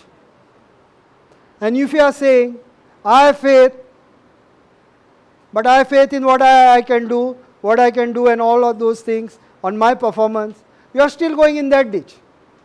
So there is a balance. It is not my faith, it is God's faith. Grace is not independent. I require grace and faith to work together. God has done, I have to appropriate. It does not work individually. You have to have a balance. Balance, because faith is two ways. Again I am saying faith is two ways. I am speaking in faith, but only when I see, I will believe. That is not biblical faith. You are sitting on the chair because you know the four legs of the chair are strong. So if I keep a chair over there with 3 legs, I guarantee you nobody will sit on that chair. Why? Because you don't have faith in that chair. Because you know, if I sit, I will fall. So you have believed what you have seen. And correct. But you have believed what you have seen. But biblical faith is not that, no. Believing the unseen. Biblical faith is believing the unseen.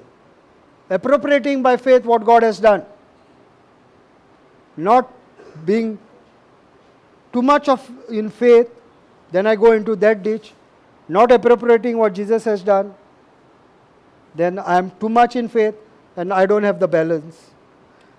If I have too much of grace and I am thinking now Jesus has done everything, I don't have to do anything, I go into this ditch. So there has to be balance between grace and faith. It does not work individually. That is why the formula is laid down in Genesis.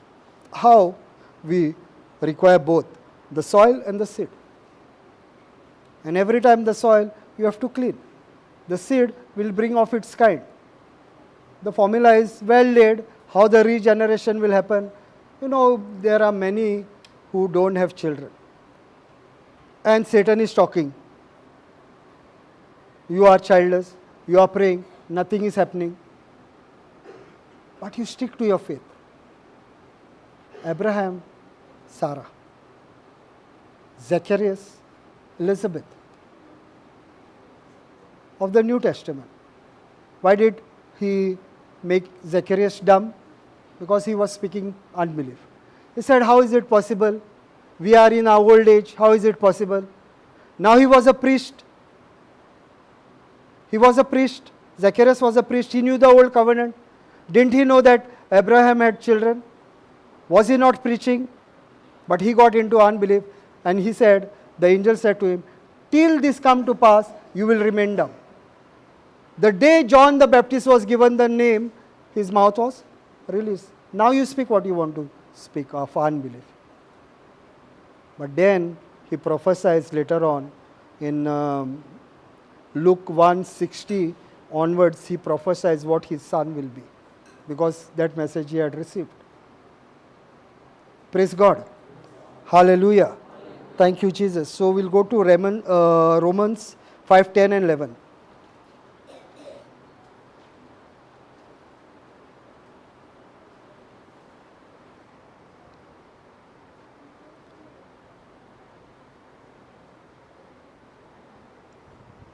Let's read. For if we were enemies, we were reconciled to God through the death of his Son, much more, having been reconciled, we shall be saved by his life. So we are reconciled with God. Our relation has been restored. That is the point we are learning, that through the death of his Son, much more, having been reconciled, we shall be saved by his life. We shall. Again you see, there is a confession that is required. we have to believe that Jesus died for us. It is done. It is already done. But till the time I do not confess, I do not believe in my heart. Confession is made out of my mouth, and if I don't believe it in my heart, I am not appropriating what God has done. By grace, through faith, we have been saved. Romans 5:11. And not only that, but we also rejoice in God through our Lord Jesus Christ, through whom we have now received the reconciliation. Once we have done the confession, we are already reconciled. So there is a part that we have to do. Now grace is not, it is going to flow and you are not going to tap into it. I was just talking to brother. Over there it is written grace. Down where the food is, it is written grace. I said you should have put grace and faith also. So grace requires faith for you to come and take and go to the plate. Take the plate and go to the food. See, grace is there. The buffet is laid. Every day the food is ready. But are you waiting for the food to come to you, or you are going to the food? That is what you are appropriating, what they have already cooked. That is what is the biblical understanding, that grace is flowing, but I require my faith to appropriate what God has done. In the same way, when you go down, you do the same thing. Food is prepared, grace is available. We say no, grace before meal. So grace is available, I require faith to go and receive. See, God has not done it difficult. Same is when you go for a wedding. You go for a wedding, the buffet is laid. See, the snacks the waiter brings and gives you. Because snacks are common. Snacks you can eat. But food, he does not understand what you will want. So what he is saying? The buffet is ready. Go enjoy the meal. Now you are sitting over there. Okay, let's do a practical.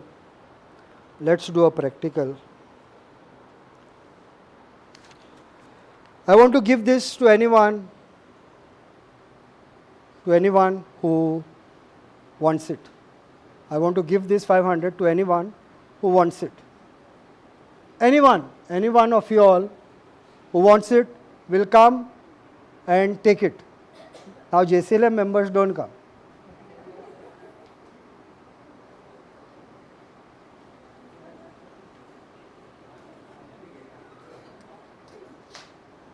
I am giving this 500 to anyone who comes and takes it.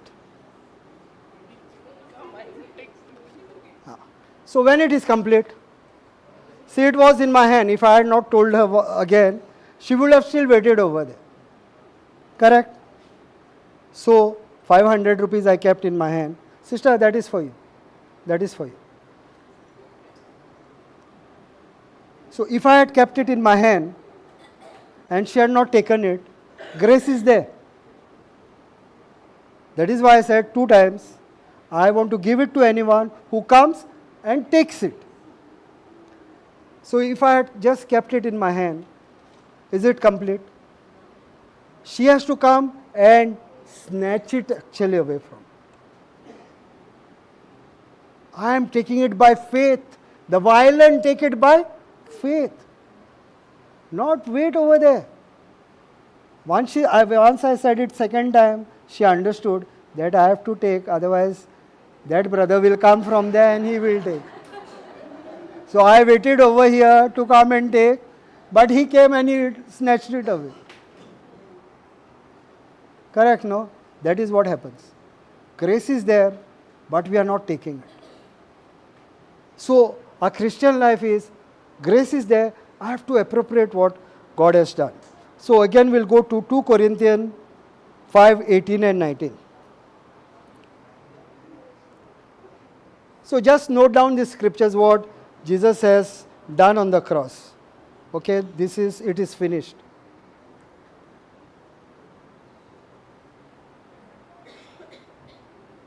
Now all things are of God, who has reconciled us to himself through Jesus Christ. Reconciled to whom? To God the Father. Through his Son Jesus Christ. And that is why I am saying, why are we not going to the throne of mercy?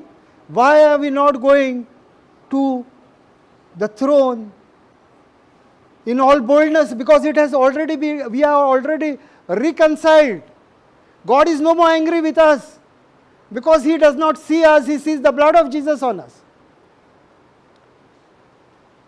So the more we are going to go in his presence, the more we are going to bless, and has given us the ministry of reconciliation. Not only he has reconciled us, he has given us this ministry of reconciliation to be reconciled with anyone whom you are angry with.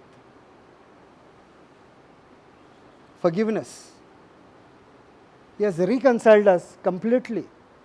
That is the good, that God was in Christ reconciling the world to himself, not imputing their trespasses to them, and has committed to us the word of reconciliation. He is not committing what trespasses you did. He has put the full wrath of sin on his Son. Full, complete, of all humanity. Whether he is a believer, he is an unbeliever, he is an atheist, he is already, there are atheists. And I heard a message. It says that this believer was with an atheist, and he was working in army. And from the opposite side, the bombs started coming to their side. So what this atheist said? What do you think this atheist will say? He is not believing in God. He is an atheist, no, he is not believing in God. But what do you think he said?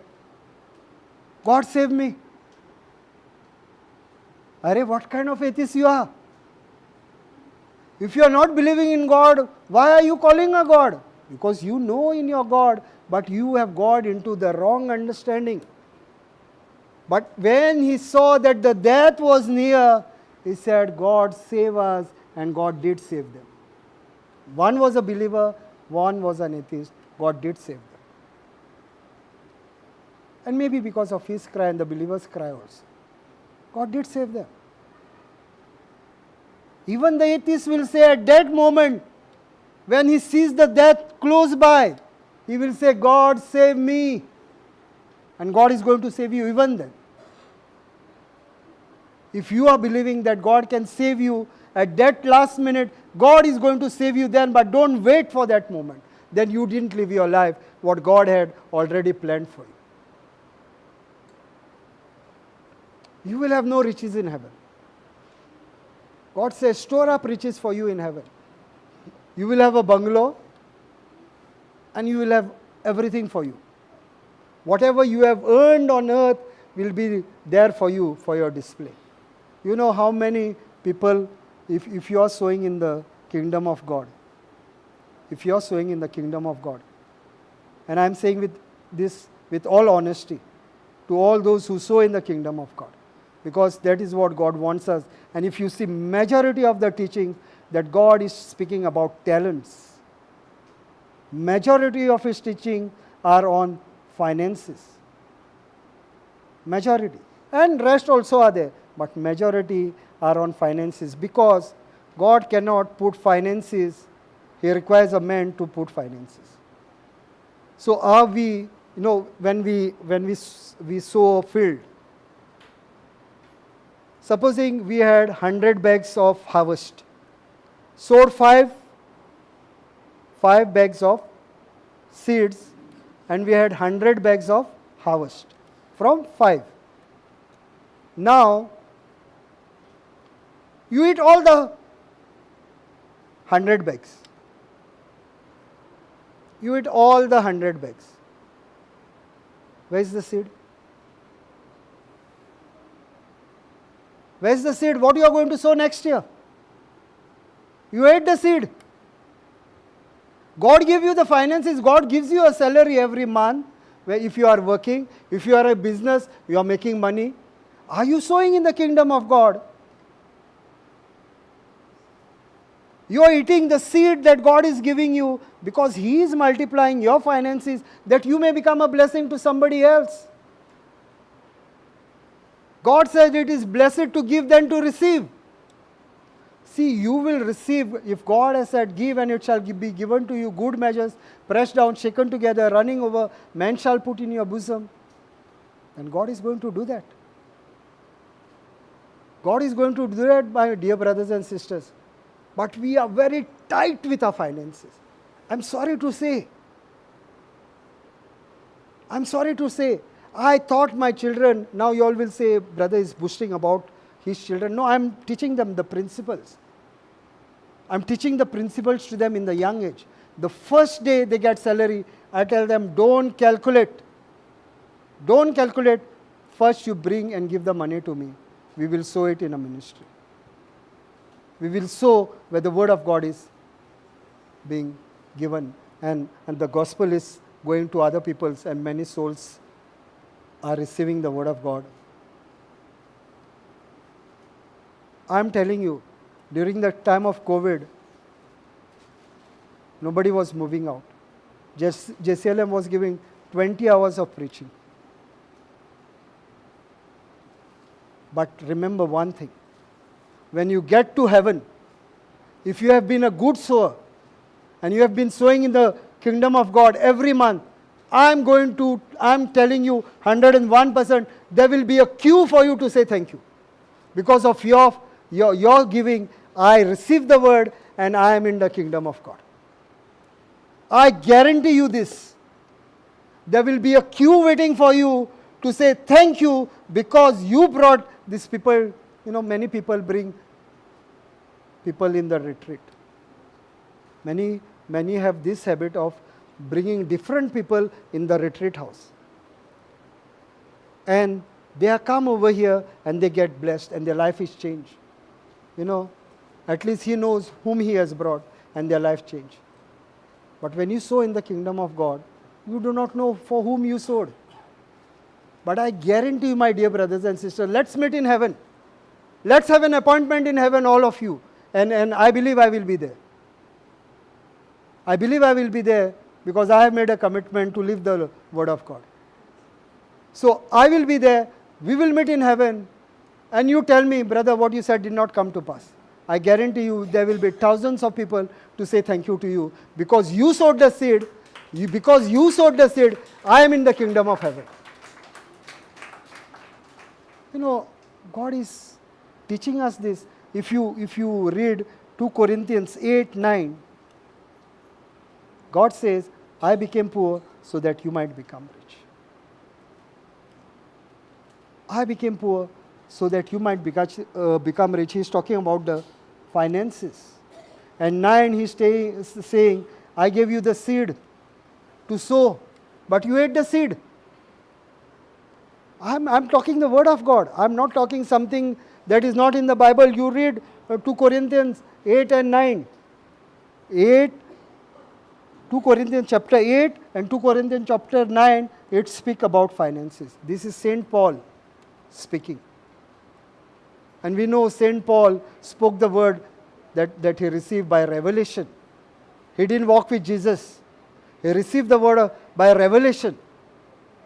So if I am telling you something, don't be grieved about it. It's better. It's never tomorrow. Whatever it is, sow the seed. Sow the seed, my dear brothers and sisters, and it will multiply in your life. I have seen it multiplying in my life. You shall experience the same. And we shall cultivate this habit in our children when they are young. Don't give them 10 rupees. My mommy used to give me 10 rupees in 1970. 10 rupees. And still we are giving our children 10 rupees. 1970. And we are in 2023. And we are giving 10 rupees. And then what the child is learning? 10 is the right denomination to put in the church. What I am saying is correct. Are we doing this? We are giving 10 rupees. You give 5 rupees coin to the beggar. He will say, रहने दो, रहने दो, रहने दो, वो 5 रुपया कभी भी आपको काम को आएगा, रहने दो. Some beggars tell you straight on your face, रहने दो भैया, रहने दो, वो आपको कुछ चिल्लर के लिए, पेपर के लिए काम आएगा, आप न्यूज़पेपर खरीदो. Because they also understand in 5 rupees now vada pav does not also come. I used to eat in 5 rupees bhaji pav and one Coca-Cola in 50 paisa. Bhaji pav, Coca-Cola in 50 paisa. When I took my first bike, I paid 11 rupees for petrol. 11 rupees. And now last minute I took my daughter a bike. It is 100 rupees petrol. So are we moving? Now I am not paying 100 rupees for her. And because she is my daughter, I am paying. Church is not your place. And that also in style, I gave to the Lord 10 rupees. Change the denomination. If it was 10 rupees, now it should at least be 100 and above. Minimum 100 and above. What I am saying does make sense? Yes. See, we should not be so stingy with God. He gives you everything. What else He has kept away from you? He made you the heir of the kingdom of God through His Son Jesus Christ.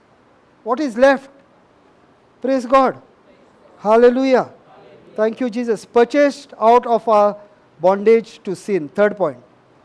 Purchased out of bondage to sin. Colossians 1:13-14.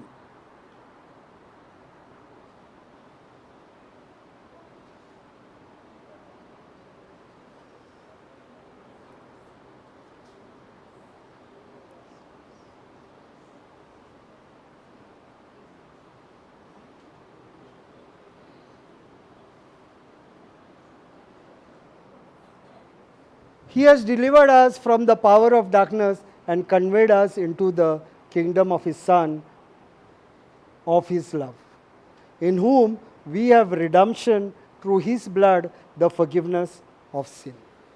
Praise God. Hallelujah. Thank you, Jesus. So we were in a bondage. What bondage? Bondage of sin. We were living a life of darkness.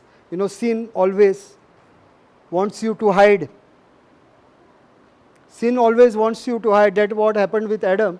He hid from God. And when God came to him, He said, Adam, where are you? No, I am behind the trees because I am naked. And God asked him, who told you you are naked?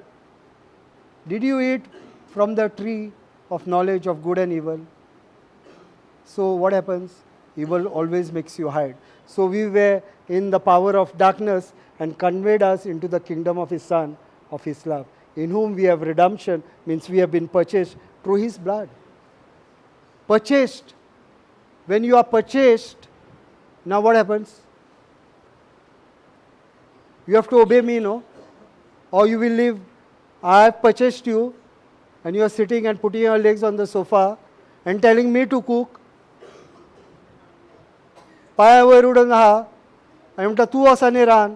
कोण सांगता? Servant is telling the boss, you go and cook, I will sit. So He has purchased means He has redeemed us through His blood, the forgiveness of sins. So we are already forgiven.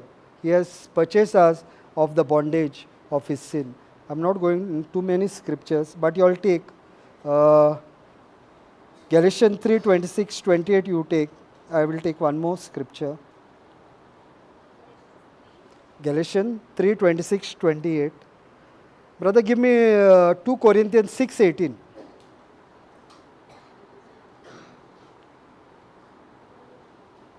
Galatians 3:26 to 28.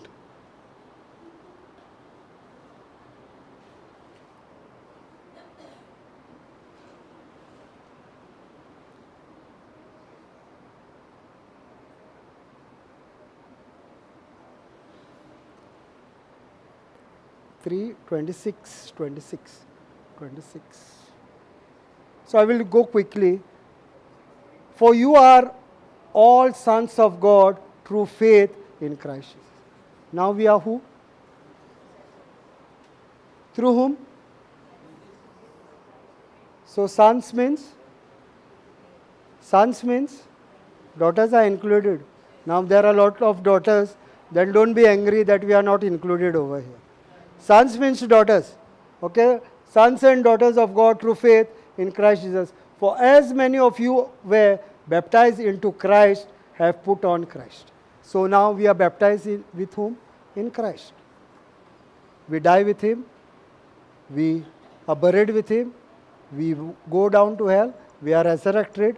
Now we are baptized in His death and in His resurrection. There is neither Jew nor Greek. There is not believer or unbeliever. There is neither slave nor free. There is neither male nor female, for you are all one in Christ. You are all one in Christ. Now this is what Jesus has done. I'm not going too much into details because I want to complete this. 2 Corinthians 6:18. You all understood this scripture, right? Very simple it is. 2 Corinthians 6:18.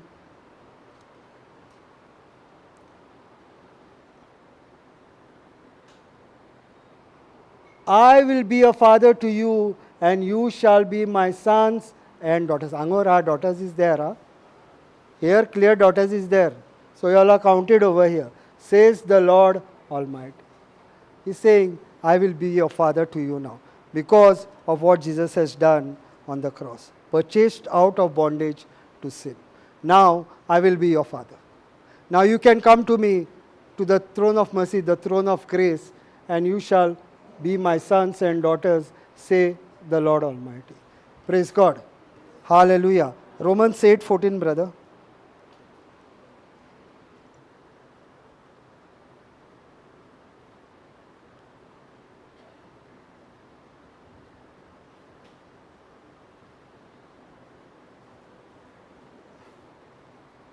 For as many as are led by the Spirit of God. Who is the Spirit of God? Who is the Spirit of God? Holy Spirit. These are sons of God. So our everyday journey is to be led by the Holy Spirit. Because if we see in Matthew 4:4, he said, Jesus was led into the wilderness by the Holy Spirit to be tempted by the devil. So Holy Spirit was there when Jesus was tempted. So are we going to be tempted? But do not fear, we have the same Holy Spirit. And we are children of God when we are led by the Holy Spirit. So every day our journey is to be led by the Holy Spirit. And that is why now whose ministry is on earth at the moment? The Holy Spirit ministry is working. God sent His Son. Son's ministry got over. 3.5 years ministry. He went to the Father. 2023 years and running, the ministry of the Holy Spirit is working. And the more we are led by the Holy Spirit, the more we yield to the Holy Spirit. And we tell the Holy Spirit every day, I give charge of my day to the Holy Spirit. When I get up, I say, Holy Spirit, not one word that is going to come out of my mouth will be from me, but you speak from my mouth. And only when the Holy Spirit speaks, He will speak the word of God. He will not say, my leg is paining, my hand is paining. He will not say this. He will say, by the wounds of Jesus you were healed. He will give you that guarantee. Praise God. Hallelujah. So this will be the 4th point, right? Or 3rd or 4th it is. Fourth. This is the fourth point. No, our guilt has been taken away. Our guilt has been taken away.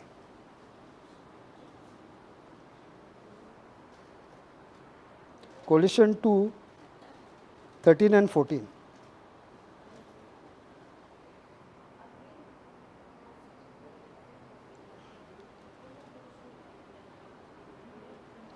Our guilt has been taken away. Yeah.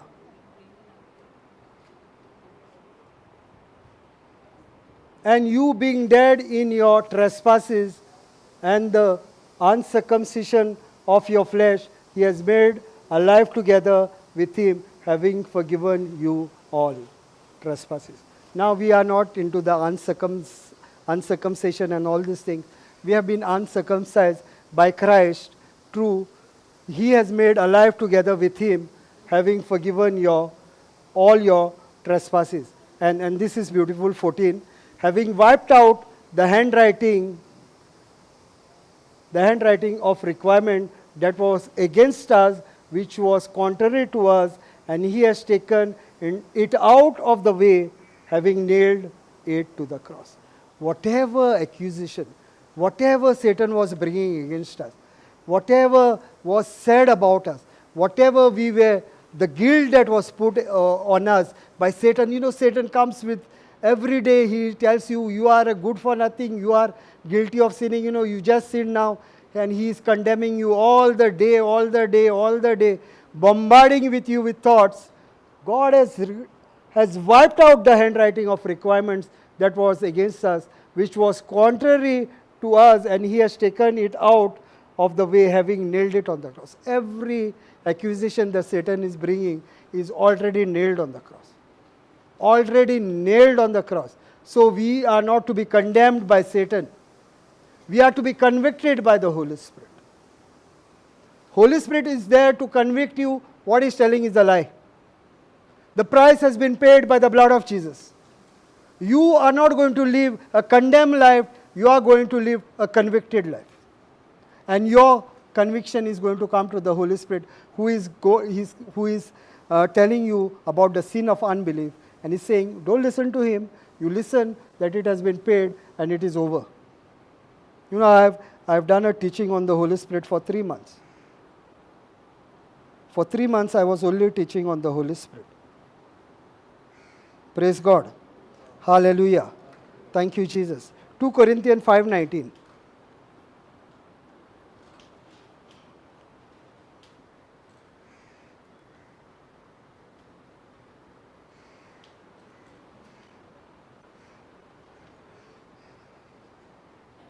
That is that God was in Christ reconciling the world to himself, not imputing their trespasses to them, and has committed to us the word of reconciliation.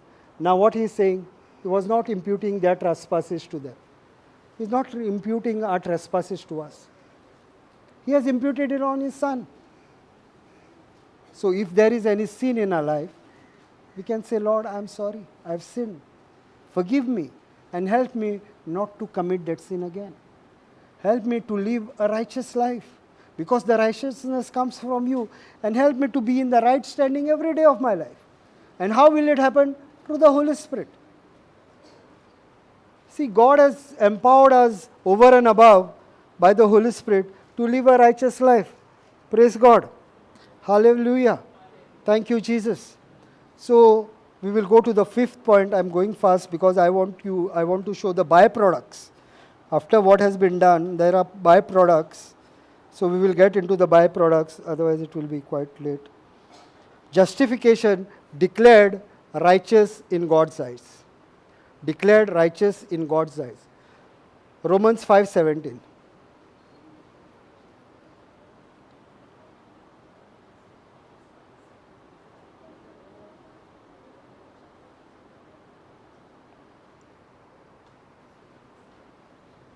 For if by one man's offense death reigned through the one. Who is this? Who is this? Adam. So through one man we got sin nature.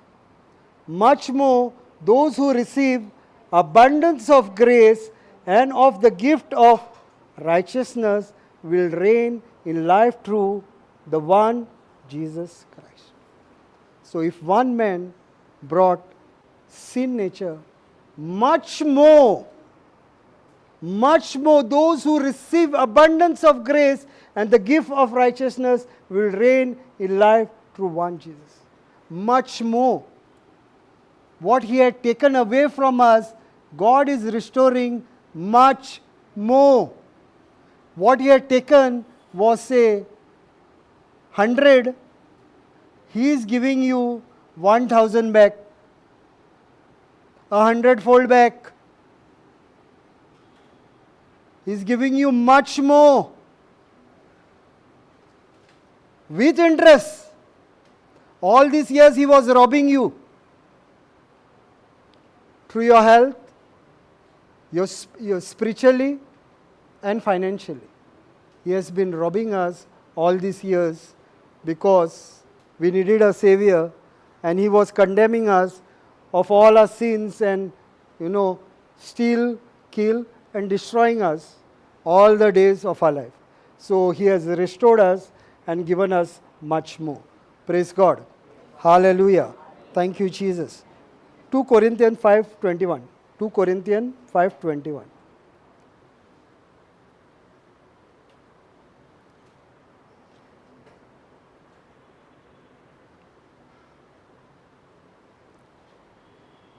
For he made him who knew no sin to be sin for us. Did Jesus commit sin? If he had committed sin, then he cannot go on the cross, because he is gone for our sin. So he committed no sin to be sin for us. So did Jesus become sin for us? For every one of us. Every person on this earth. Whether he believes, he does not believe. The day he is going to believe, he will receive. What he will receive? That we become the righteousness of God in him. So we become. When we believe, we will become. So believing is required over here. We take the word of God, believe it confess it out of my mouth, believe it in our heart. By grace, through faith, we will be saved. Praise God. Hallelujah. Thank you, Jesus. So, we finished how much? No, okay. This Romans 5:17 and 2 Corinthians 5:21, justification declared righteous in God's eyes. The 6th point. Okay, I was on, our guilt has been taken away, no? So the next point is justification. That I have given, no? So this is the last point. Sanctification, set apart as God's possession for his exclusive use. Sanctification, set apart as God's possession for his exclusive use. Hebrews 10:10.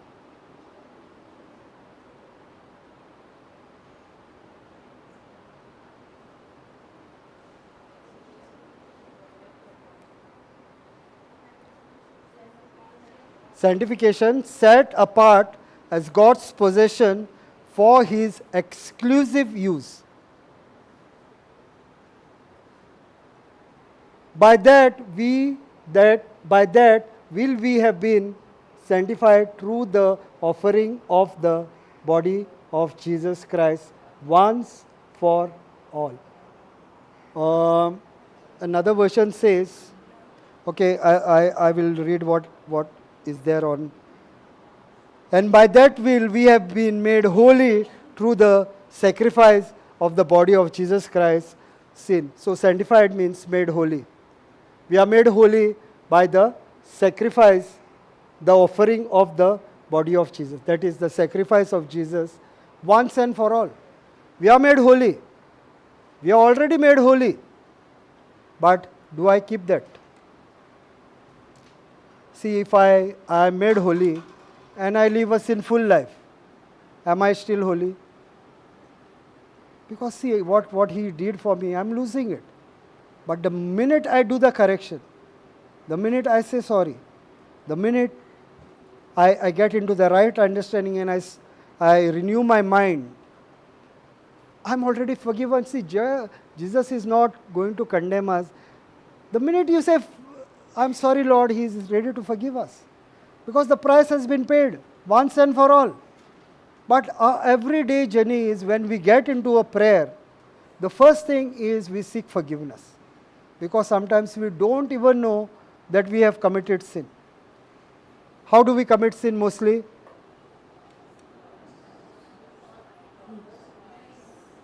Most dangerous. We commit sins mostly through eyes, through what we hear. You see, receiving the wrong words, also you commit sin. You are aligning to Satan word that is coming out from somebody's mouth. You know this one said this thing, and you know this one did this, and this one did it, and you agreed. She is like that only. So what you did, you agreed. That was actually Satan speaking to you, bringing an offense against you. And once I have agreed what I did, I agreed to her point, to the point Satan put in her mouth, because Satan does not have a mouth. So if Satan does not have a mouth, what he will do? If Satan does not have a mouth, what he will do? He will take your mouth and speak what he wants to speak. He will give you a thought. Once you align and you speak, you have already given it to Satan. Where is life and death? So this is a tool for Satan also. Death is when you are going to speak Satan's word. Life is when you are going to speak God's word. So the power is right here. And it started in Genesis 1:3, speaking what God wants you to speak. So Hebrews 10 now. Now let's go to the byproduct. He said, I am come to give life and life in abundance. So these things he did, he finished on the cross once and for all. It is finished. And he's not going to do anything with this anymore. Your spirit is complete now. You are forgiven.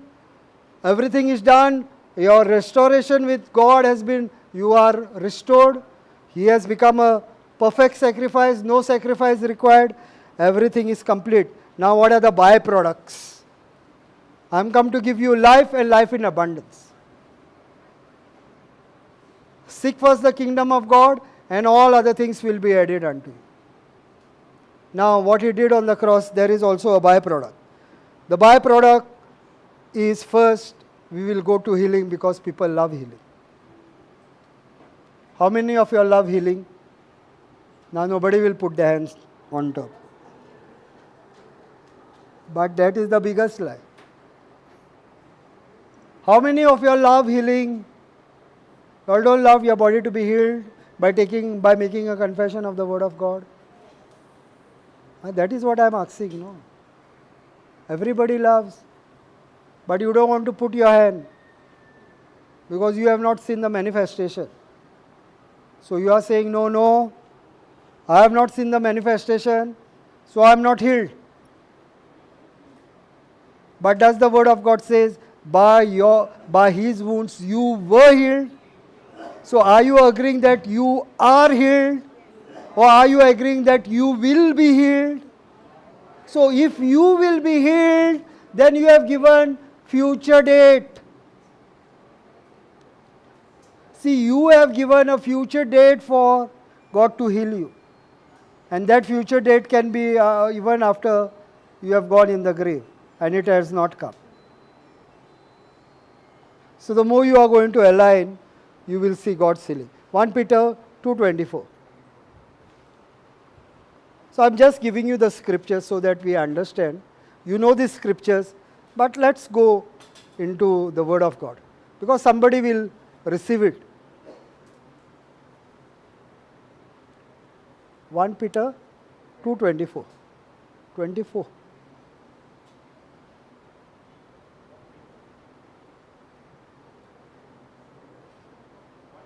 1 Peter, 1 Peter. 1 Peter, दोन आहे गे रे. 1 Peter 2:24.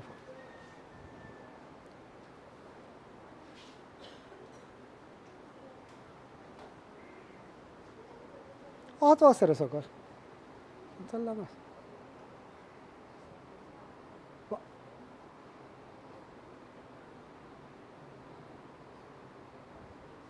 1 Peter, 1 Peter. Yes. Who himself bore our sins in his own body on the tree. Whose? Everybody's.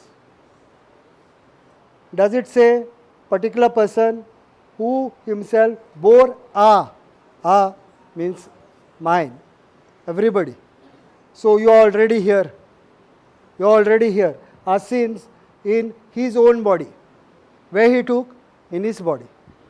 So every sickness is in his body. Already there. Because he died when? 2000 years ago. 2000 years ago he died. That we having died to sin, we are dead to sin in his body, might live for righteousness.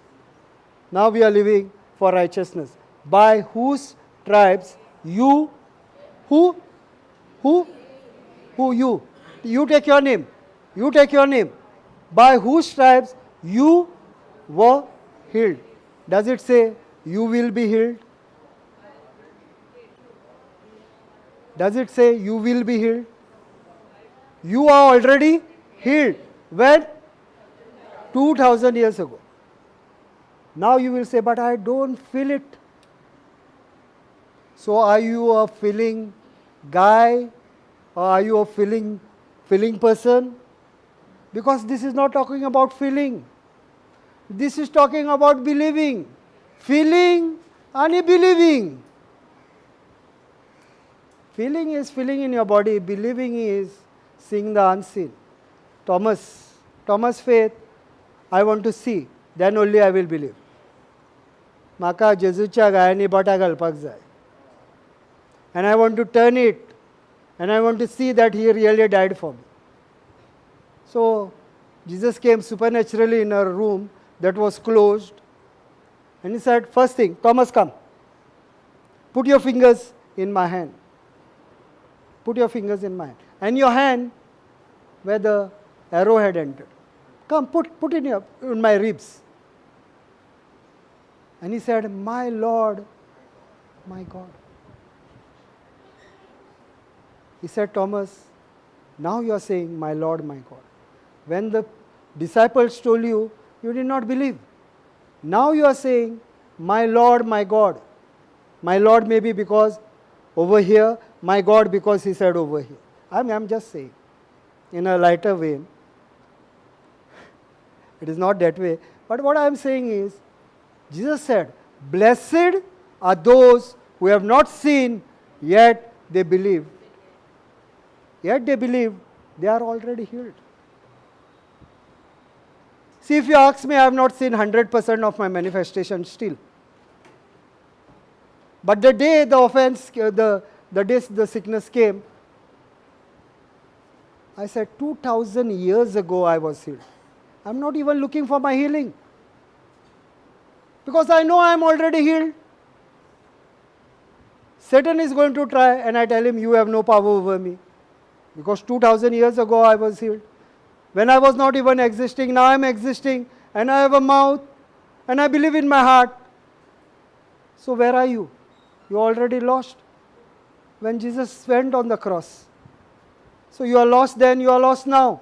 When every believer believes that we are already healed, not looking at the healing. Don't look at the healing. You are already healed. The manifestation will come. If you are trying to see it, it will take more time. But if you are believing in your heart that you are already healed, you shall see your healing manifest. 101% you shall see your healing manifest.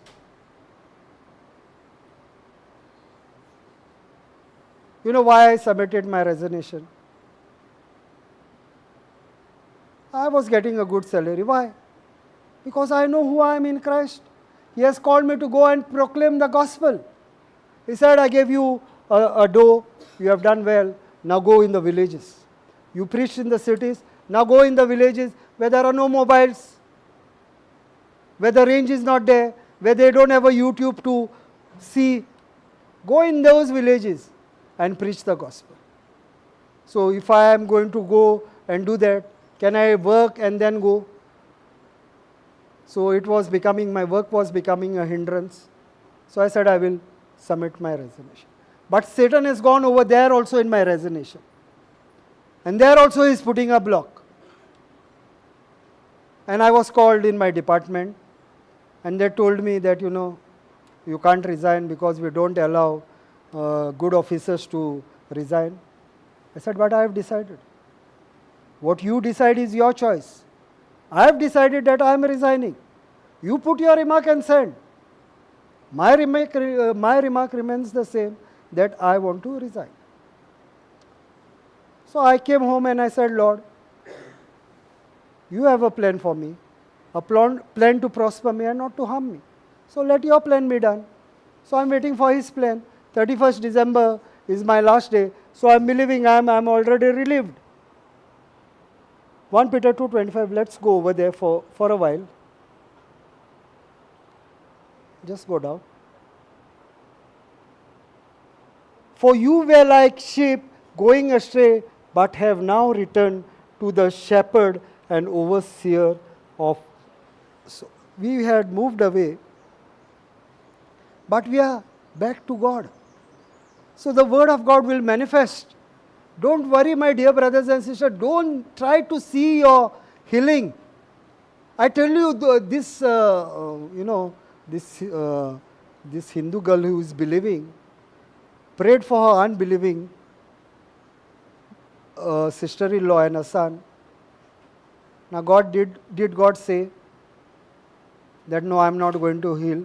They are unbelievers. Does the sun come only on the believers and the unbelievers the sun does not come? Does the rain come only on the houses of the believers and the unbelievers the rain does not come? So the grace is flowing, no? The minute we are going to tap, we will see it manifest. So you are already healed. You got it inside of you. Where is your healing? Where is your healing?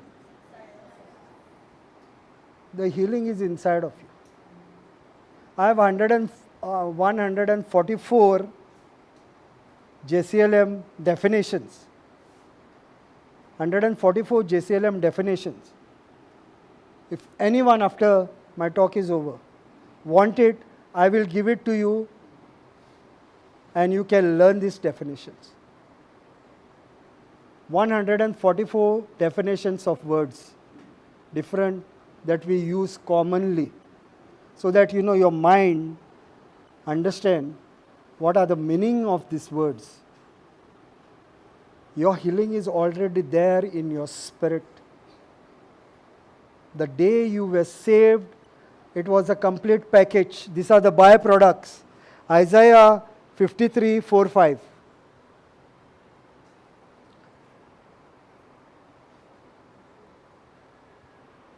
How much more time I have, brother? 10 minutes.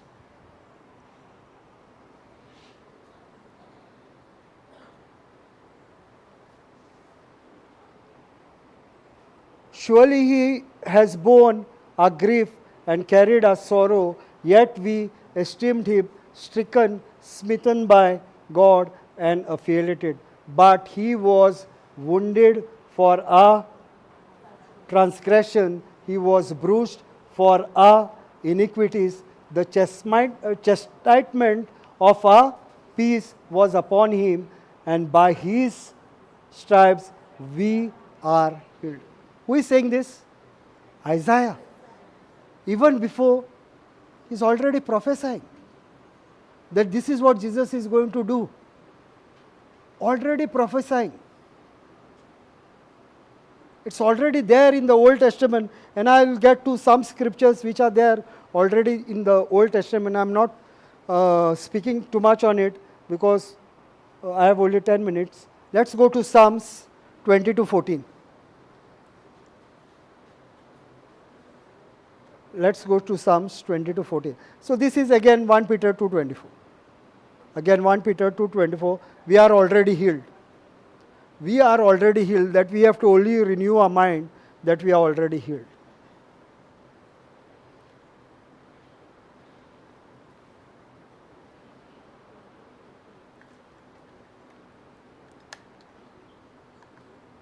These are the byproducts. Huh?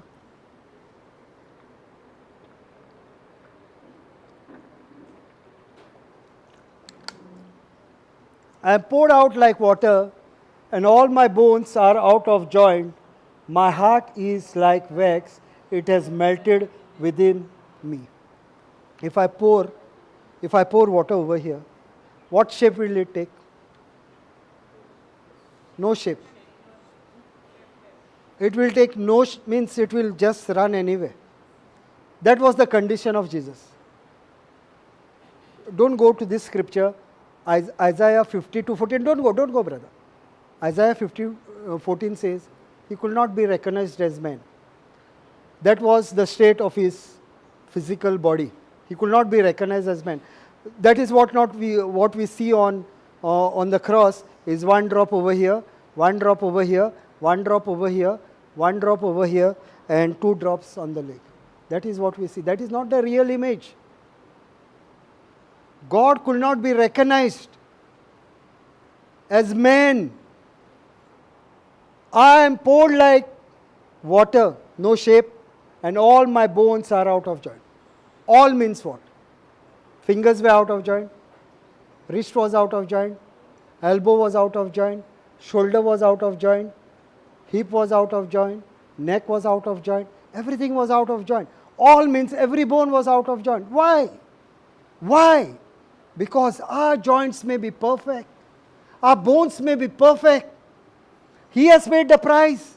And the minute I am going to believe, you shall receive. I have seen manifestation. I was praying for one brother. I will not take the name. I was praying for one brother, and I was praying on the phone. And I told him about this scripture. I said, if you are believing, you will see the manifestation right now. He believed. He could see his bones moving. As I was praying, he could see his bones moving. And the next minute he was healed. He would do hard labor. He was working at a good position, but he had some labor to do. Heavy things to be lifted up. He went the next day and he did all things. And he said, brother, I am absolutely free, no pain. I could do everything. Immediate manifestation. Some takes time. But that does not mean this word of God is not coming to pass. It comes to us the way I believe. So, when we are taking something to do with the bones, use this scripture. Your knees are paining, take this scripture. Confess it over yourself and say that, Lord, your bones were out of joint so that my bones are to the perfection that you have created. And you will see the manifestation. Not immediately, then it's very soon. But the minute you have prayed, you have already believed that your legs are perfect. Now you are not complaining even if they are paining. You are keeping your mouth shut. You are saying, I am already healed. That is the renewal of mind. Let's go to Psalms 103, 3.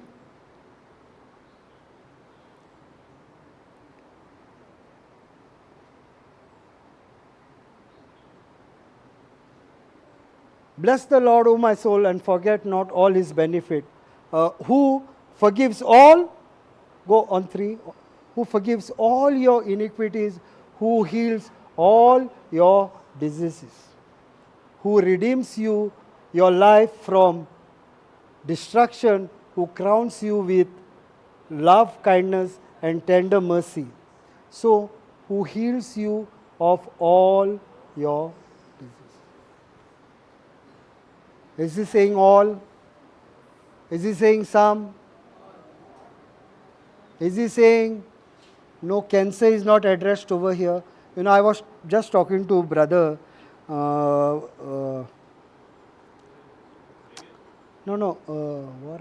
Brandon. I was just talking to Brother Brendan. I said, cold and cancer, both are coming in 1 Peter 2:24. Where is it written that this sickness is not covered? Where is it says that any name of this world is above the name of Jesus? Every name is below the name of Jesus. There is no other name above the name of Jesus. He is the Alpha and the Omega, the beginning and the end, the first and the last. There is no name above His name. So cancer cannot be above His name. Cancer is still below His name. So every sickness is already addressed in all your diseases. Already done. It is not going to be done. It is already done. We'll go to Psalms 107:20. Psalms 107:20. This I am talking about the byproduct of healing, these scriptures. He sent His word and healed them and delivered them from their destruction. He sent His word means, He sent His word means, He is talking about, this is in the Old Covenant Psalms. David is writing, He sent His word and healed them and delivered them from their destruction. He sent the word, means He sent Jesus. Word is Jesus, right? We know that the word is Jesus. He sent His Son and healed them and delivered them from their destruction. All their destruction. Not only your health. No, many a times we don't have that person right over here and we pray. He is in Australia, somebody is calling from UK, somebody is calling from Canada. So I said, we send a word. And we speak the word of faith. That person is healed in Australia. Now what is the distance? It doesn't matter. The word is a double-edged sword. It is all powerful. It will go and penetrate wherever you send it. So it says, healed them and delivered them from all their destruction. All. Not from some, from their destruction. All our destruction He has already delivered us. So the second one is blessings. Blessings. Byproduct of what Jesus did on the cross is blessings.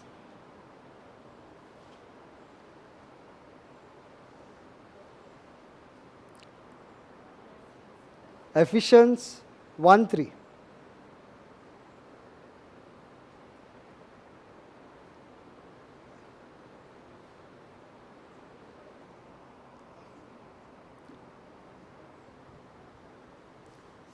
Spiritual blessing in Christ. Blessed be the God and Father of our Lord Jesus Christ, who has blessed us with some spiritual blessing in the heavenly places in Christ. Huh? See again, blessed be the God and Father of our Lord Jesus Christ, who has blessed us with some spiritual blessing. So if every blessing is there, then why are we even crying?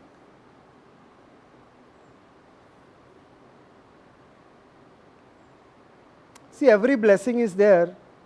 We speak it also, but not aligning our mind.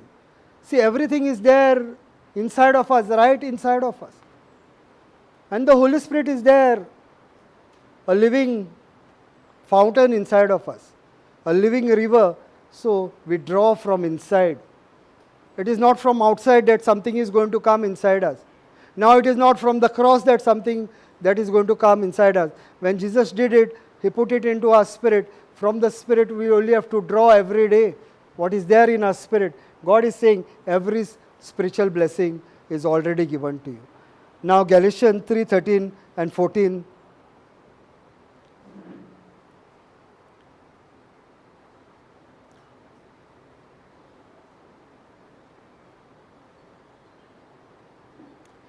Christ has redeemed us from some of the curse of the law, having become a curse for us, for it is written, Christ is everyone who, cursed is everyone who hangs on a tree. Christ has redeemed us from some curse of the law, having become a curse for us, For it is written, cursed is everyone who hangs on a tree. So who is hanging on the tree? You have hung yourself on the tree. We will try today getting hung on the tree. Christ has already redeemed and purchased us from the curse of the law. We are not under the law anymore. We live by the Spirit, having become a curse for us. He became a curse for whom? For us. That the blessing of Abraham might come upon the Gentiles in Christ Jesus, that we might receive the promise of the Spirit through faith. So we are already blessed because Jesus has taken every spiritual blessing. Now the blessing what was spoken about on Abraham is us, that we might receive the promise of the Spirit to faith, because Abraham was the first person who was declared righteous because of his faith. So we receive that blessing through faith. All these blessings are coming to us in faith. Now many say, many call and they say, our neighbor, he's doing all black magic. He's doing something. He has thrown some limbu. He has put some chilies and he has put some nails and put thread, black color thread. Now if you have aligned to that, it is surely going to affect you. But if you are knowing that Christ has already redeemed you of every curse of the law, limbu, whatever it is, it does not matter. Who is big, limbu or Jesus is big? Limbu, Jesus crushed that limbu under his leg. And we are thinking that many people still do ask this. My neighbor is doing black magic. My family members are doing black magic. Maybe they are doing. But you don't align to it. They must have done. You don't align to it because Jesus has already taken every curse. He has delivered you from the kingdom of darkness to light.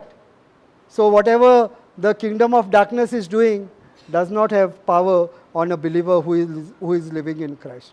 Praise God. Hallelujah. So this is for your reference. Blessing, I'm speaking. I'm not going to go because it is a big one. Deuteronomy 28, 1 to 12. These are the blessing God has spoken over us. Deuteronomy, don't go brother, because it's quite long. The third thing he brings for us is victory. Now we are not looking for victory, we already have got victory. Okay, we have already got victory. Revelation 12:11.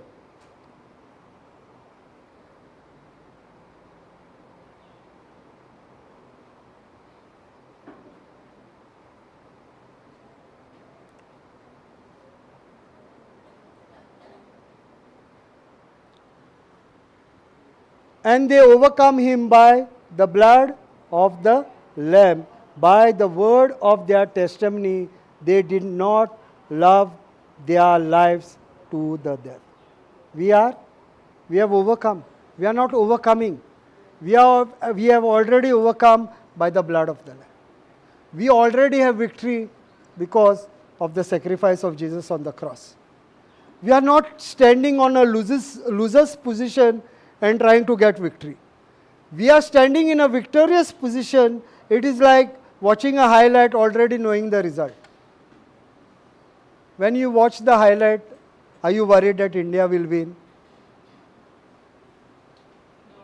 Because India has already won the match. Last, I think so, India lost with Australia. So you already know. And you are not interested even watching that match because India has already lost. But when you know India has already won, now you are not bothered. You know India has won. Here God has already given you the victory by His blood. I am not fighting on the position of a loser, but I am fighting from the position of the victory that God has given me. Praise God. Hallelujah. 1 Corinthians 15, 56, 57.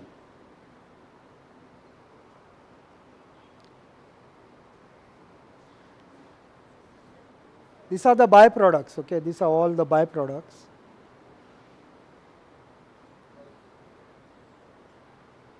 The sting of death is sin, and the strength of sin is the law.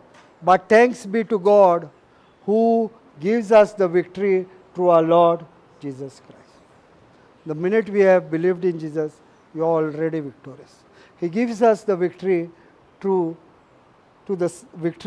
our Lord Jesus Christ. The sting of death is sin, and the strength of sin is the law.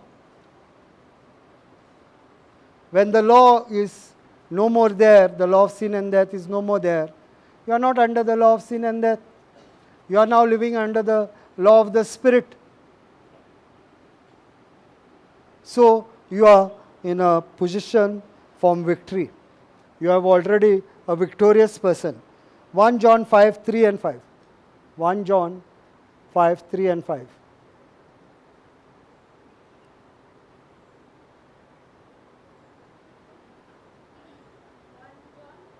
1 John 5, 3 and 5. For this is the love of God, that we keep His commandment, and His commandments are not burdensome. Next.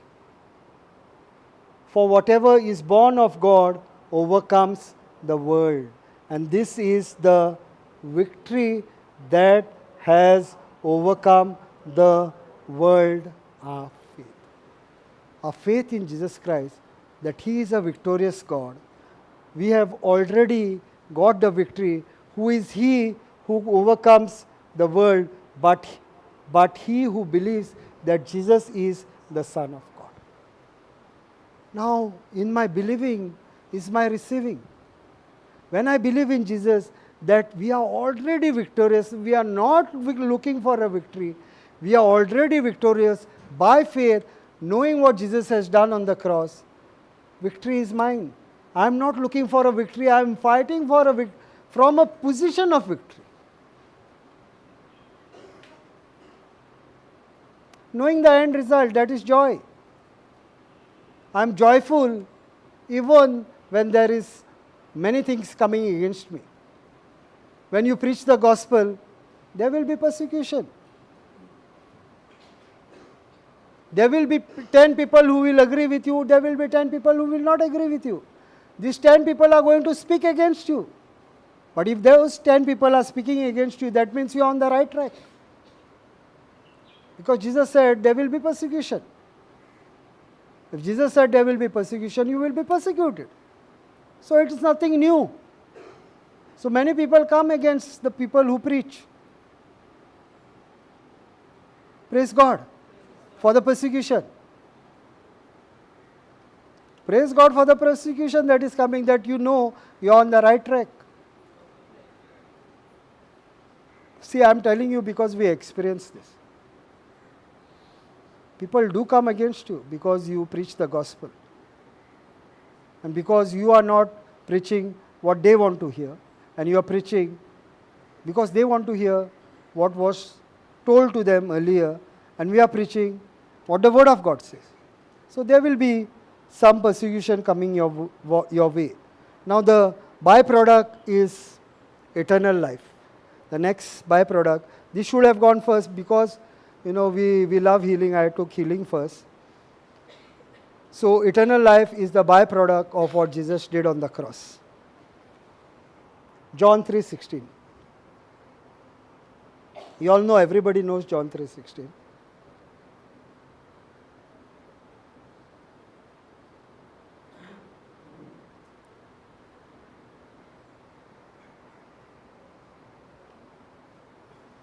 So we have eternal life. For God so loved the world that He gave His only begotten Son, that whosoever believe in Him shall not perish but have everlasting life or eternal life. So who will receive? Who will receive eternal life? That who gave His only begotten Son, that whoever believes in Him. So in your believing is the receiving of everlasting. So I have an action to do. Grace is there, faith is required to appropriate what grace does. Grace and faith. Two things are always required. It does not work one way. I have the seed, but I don't have the soil. If I throw some seeds over here, will it sprout? No. Because I am throwing it in the wrong place. But I take the same seed and I put it in the mud. Will it sprout? And then do I have to water it? Then I have to do some manure. So I require to do certain things. It is not that, I have done, now I will sit aram se. God has said grace, true faith, but faith without action is dead. So I have to move, no. If I have spoken the word of faith, I am saying by his wounds I am healed. But I am sleeping on the bed every day. So what you confess, you did not believe. So if you have confessed, you are believing. Faith requires action also, no? Faith is voice activated. Once God said, let us create man in our likeness and image. Did he put his hand in the mud? Did God put his hand in the mud? Was his faith with action? You see, even God did that. First he spoke the word. Then he followed it with action.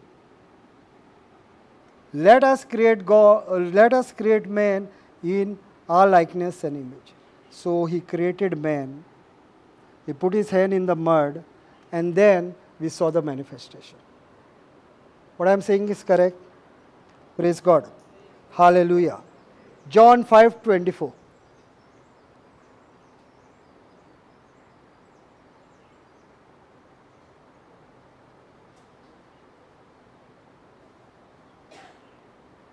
Most assuredly I say to you, he who hears my word and believes in him who sent me has everlasting life, and shall not come into judgment, but has passed from death into life. It's a byproduct. When you hear my word and believe in him who sent me, has everlasting life. Now, God the Father is saying, when you believe, now Jesus is telling, most assuredly I say to you, he who hears my word and believes in him who sent me, him is who? God the Father, who sent me, has everlasting life. Not only is saying, you believe in my word, you believe that I came from God the Father, and shall not come into judgment, but has passed from death into life. So, is action needed from me? Believing, in your believing is the receiving. You believe unbelievable. You believe unbelievable things because God is a God of unbelievable things. When I pray also, I believe for unbelievable things. And I am not looking in my physical eyes whether they are going to manifest. If I am looking in my physical eye, if they are going to manifest, that means I have not believed. I am believing and I am moving from here. Then somebody will come and tell me, brother, what you prayed, it manifested in my life.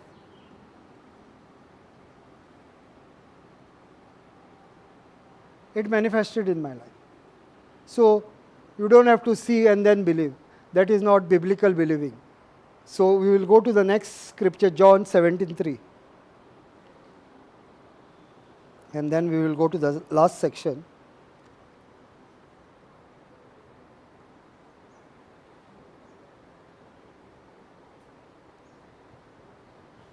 John 17. And this is eternal life, that they may know you, the only true God, and Jesus Christ, whom you have sent. And this is eternal life, that they may know you, the only true God, and Jesus Christ, whom you have sent. Now, who is speaking this? Jesus. He is making a prayer. Jesus is making this prayer. This is the prayer that Jesus is making for us all. He is praying to the Father. For himself, he is praying to the Father that I am making a prayer that this is eternal life, that they may know you, the only true God, and Jesus Christ, whom you have sent, whom you have sent. So this is the prayer from John 17, 1 to 6 is the prayer that Jesus made for himself, that his word may manifest. Then from 6 to 23, he made a prayer for the disciples. And from to 26, I think so. From 17:4 to 23, if I'm not sure, he prayed for the disciples. And then he prayed for all the believers who will come into the Word of God. From 23 or 26 onward, he prayed for all the believers. 3 prayers that Jesus made in John 17:3. For everyone he prayed. So now we will go to the last point.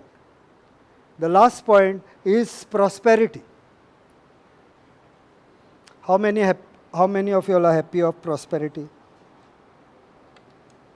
How many want to prosper physically, financially, spiritually?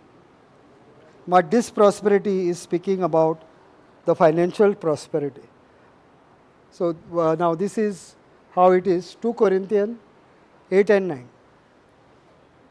We'll go quickly because time is up. What is it? 2 Corinthians 8 and 9. So you all just take a note. 2 Corinthians 8 and 9. These are all the byproducts of what Jesus, life and life of abundance. 8 and 9. 9.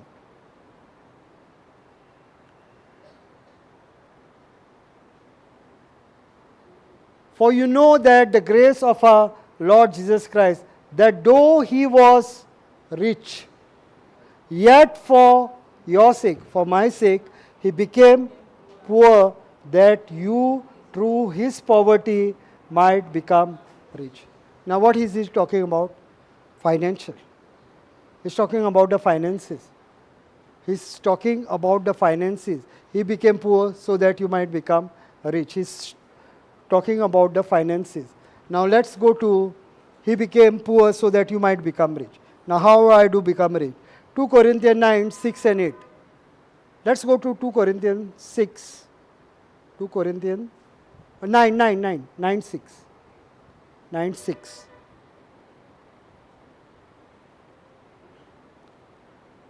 The cheerful giver. But this I say, he who sows sparingly will also reap sparingly, and he who sows bountifully will also reap bountifully. So let each one give as he purpose in his heart, not grudgingly or of necessity, for God loves a cheerful giver. 8. And God is able to make all grace abound towards you, that you, always having all sufficiencies in all things, may have an abundance for every good work. 9. As it is written, he has dispersed abroad, he was given to the poor, his righteousness endures forever. 10. Now may he who supplies seed to the sower. Now who supplies the seed to the sower? God supplies. Now if I eat the seed that was supplied, what will happen? What will I sow? I have no seed to sow.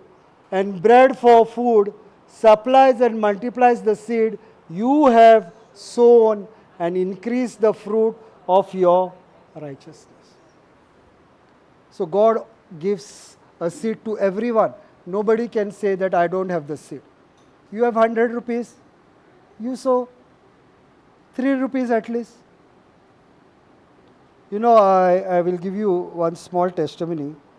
Okay, let's go to Luke 6:38 and then I will give a small testimony. Luke 6:38. We know this scripture, but still I will just brush on it.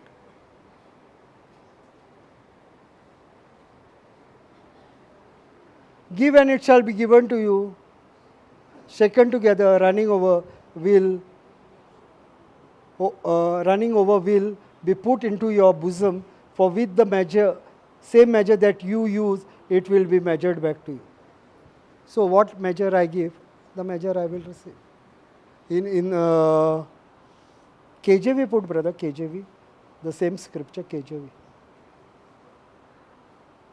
Give, and it will be given unto you, good measures, pressed down, shaken together, running over, shall man give into your bosom. So man will give into your bosom. It will come to somebody. For with the same measure that you, with all, it shall be measured to you again. So we are going to get in abundance. God has already promised you that you will get in abundance. Malachi says again in 3:10-11, I'm not going over there. I'll give you a testimony before I end, because it's already time up. One small testimony. After COVID, Brother Johnson came first time to Goa after COVID in Emerald Lawns. And during the COVID time, I had visited a family, and they had sowed a seed. And I told Sister Marina, somebody has sown a seed for the ministry. So I said, shall I put it in the account? She said, brother is coming now. Let him pray over the seed. And then you can call them and tell. So Brother Johnson came. I went and I gave that money to Brother Johnson. And he prayed for those people. And he said, brother, I am not taking this money. I am giving you this money that has been sowed by them. I am putting in your hand. I am putting it in your hand, the entire amount, what was sown. The entire amount, he said, I am putting in your hand. And God is showing to show you a person whom you have to sow into. He told me this. And, I said, brother, can I hug you? And I hugged him. And we were both not knowing what we were crying for. He prayed over me. He released his anointing over me. And I took only 30 steps. 30 steps. And one Hindu lady came to me and she said, something, my husband has taken all my money from GPay and used, and I don't know also. I said, I knew that this is the person I have to sow. So whatever money I had, I said, this money I am giving it to you. I want you to do something. I said, you keep 90% of it. 10% I want you to sow in somebody's life, that whatever has been gone is going to come back to you supernaturally. Brother had only said, you will get a person and you will know that you have to sow the money. 20 to 30 steps I took, that person was already there. That person was already there. What I am trying to tell you is, God wants us to be a good sower.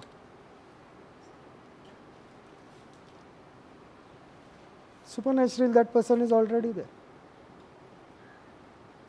God sees your heart condition, whether you want to keep it for yourself or you want to sow. Because brother had already told me that you sow, somebody will come to you. 30 steps I take, that person is there. Praise God. So do we have to be cheerful sowers? The word of God says, the money is the least that you can trust God into. The money is the least, he says in the word of God. In I think so Luke 12, he says it. The money is the least that you can sow. The least is the money. But you can get an abundance when you sow. Because if you sow one seed, even in the natural, when we sow 1 sack, we receive 10 sacks. If we sow 10 sacks, we receive 100 sacks. Same in the spiritual. You will get 100-fold harvest. Praise God. Hallelujah. So we'll make a prayer before we end. Can we stand for 1 minute?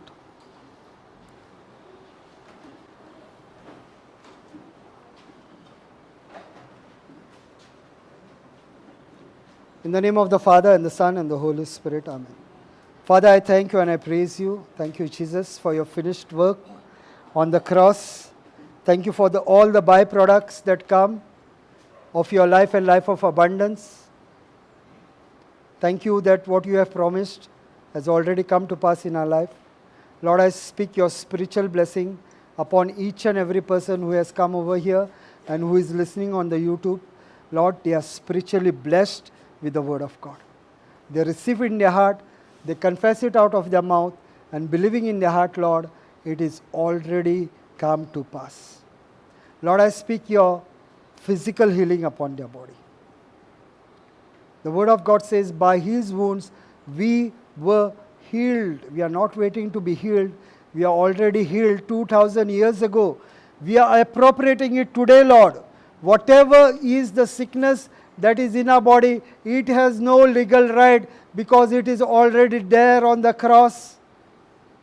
And Satan, you remove your hands off God's people because you are already defeated, you are already condemned, you are already judged.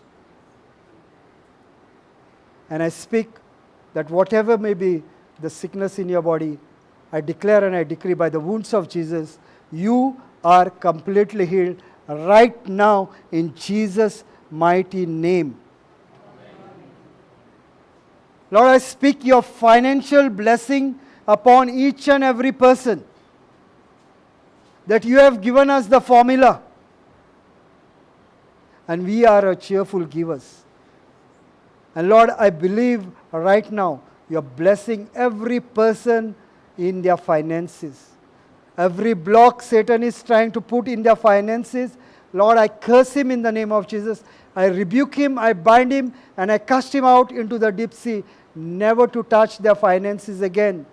Lord, whatever they are sowing in your kingdom, Lord, they are receiving 100-fold harvest every time they sow in the kingdom of God. I speak a financial breakthrough in their life, Lord. A supernatural financial breakthrough, Lord. And I believe what I have said is already come to pass in Jesus' mighty name. Lord, I thank you, Lord, for this time that you have given us. Thank you that every day we are renewing our mind and we are not focusing on our circumstances, but we are believing in your finished work, just the way you created the heaven and earth in 6 days and you did nothing after that. You took rest in what you did. Now when you said it is finished on the cross, you have done it all. You have put it in our spirit. What we require is to do, speak from our mouth, believe it in our heart, and it is ours. Thank you, Lord, that we do not have to labor, but we have to appropriate what you have made available in your grace through our faith that you have given. Both are yours, and we are appropriating what you have done for us, Lord. Thank you, Lord, that every promise of yours is a yes and amen. And we receive it right now, Lord. We make this prayer in Jesus' mighty name. Amen, amen, and amen. Praise God. Thank you, Jesus. So, as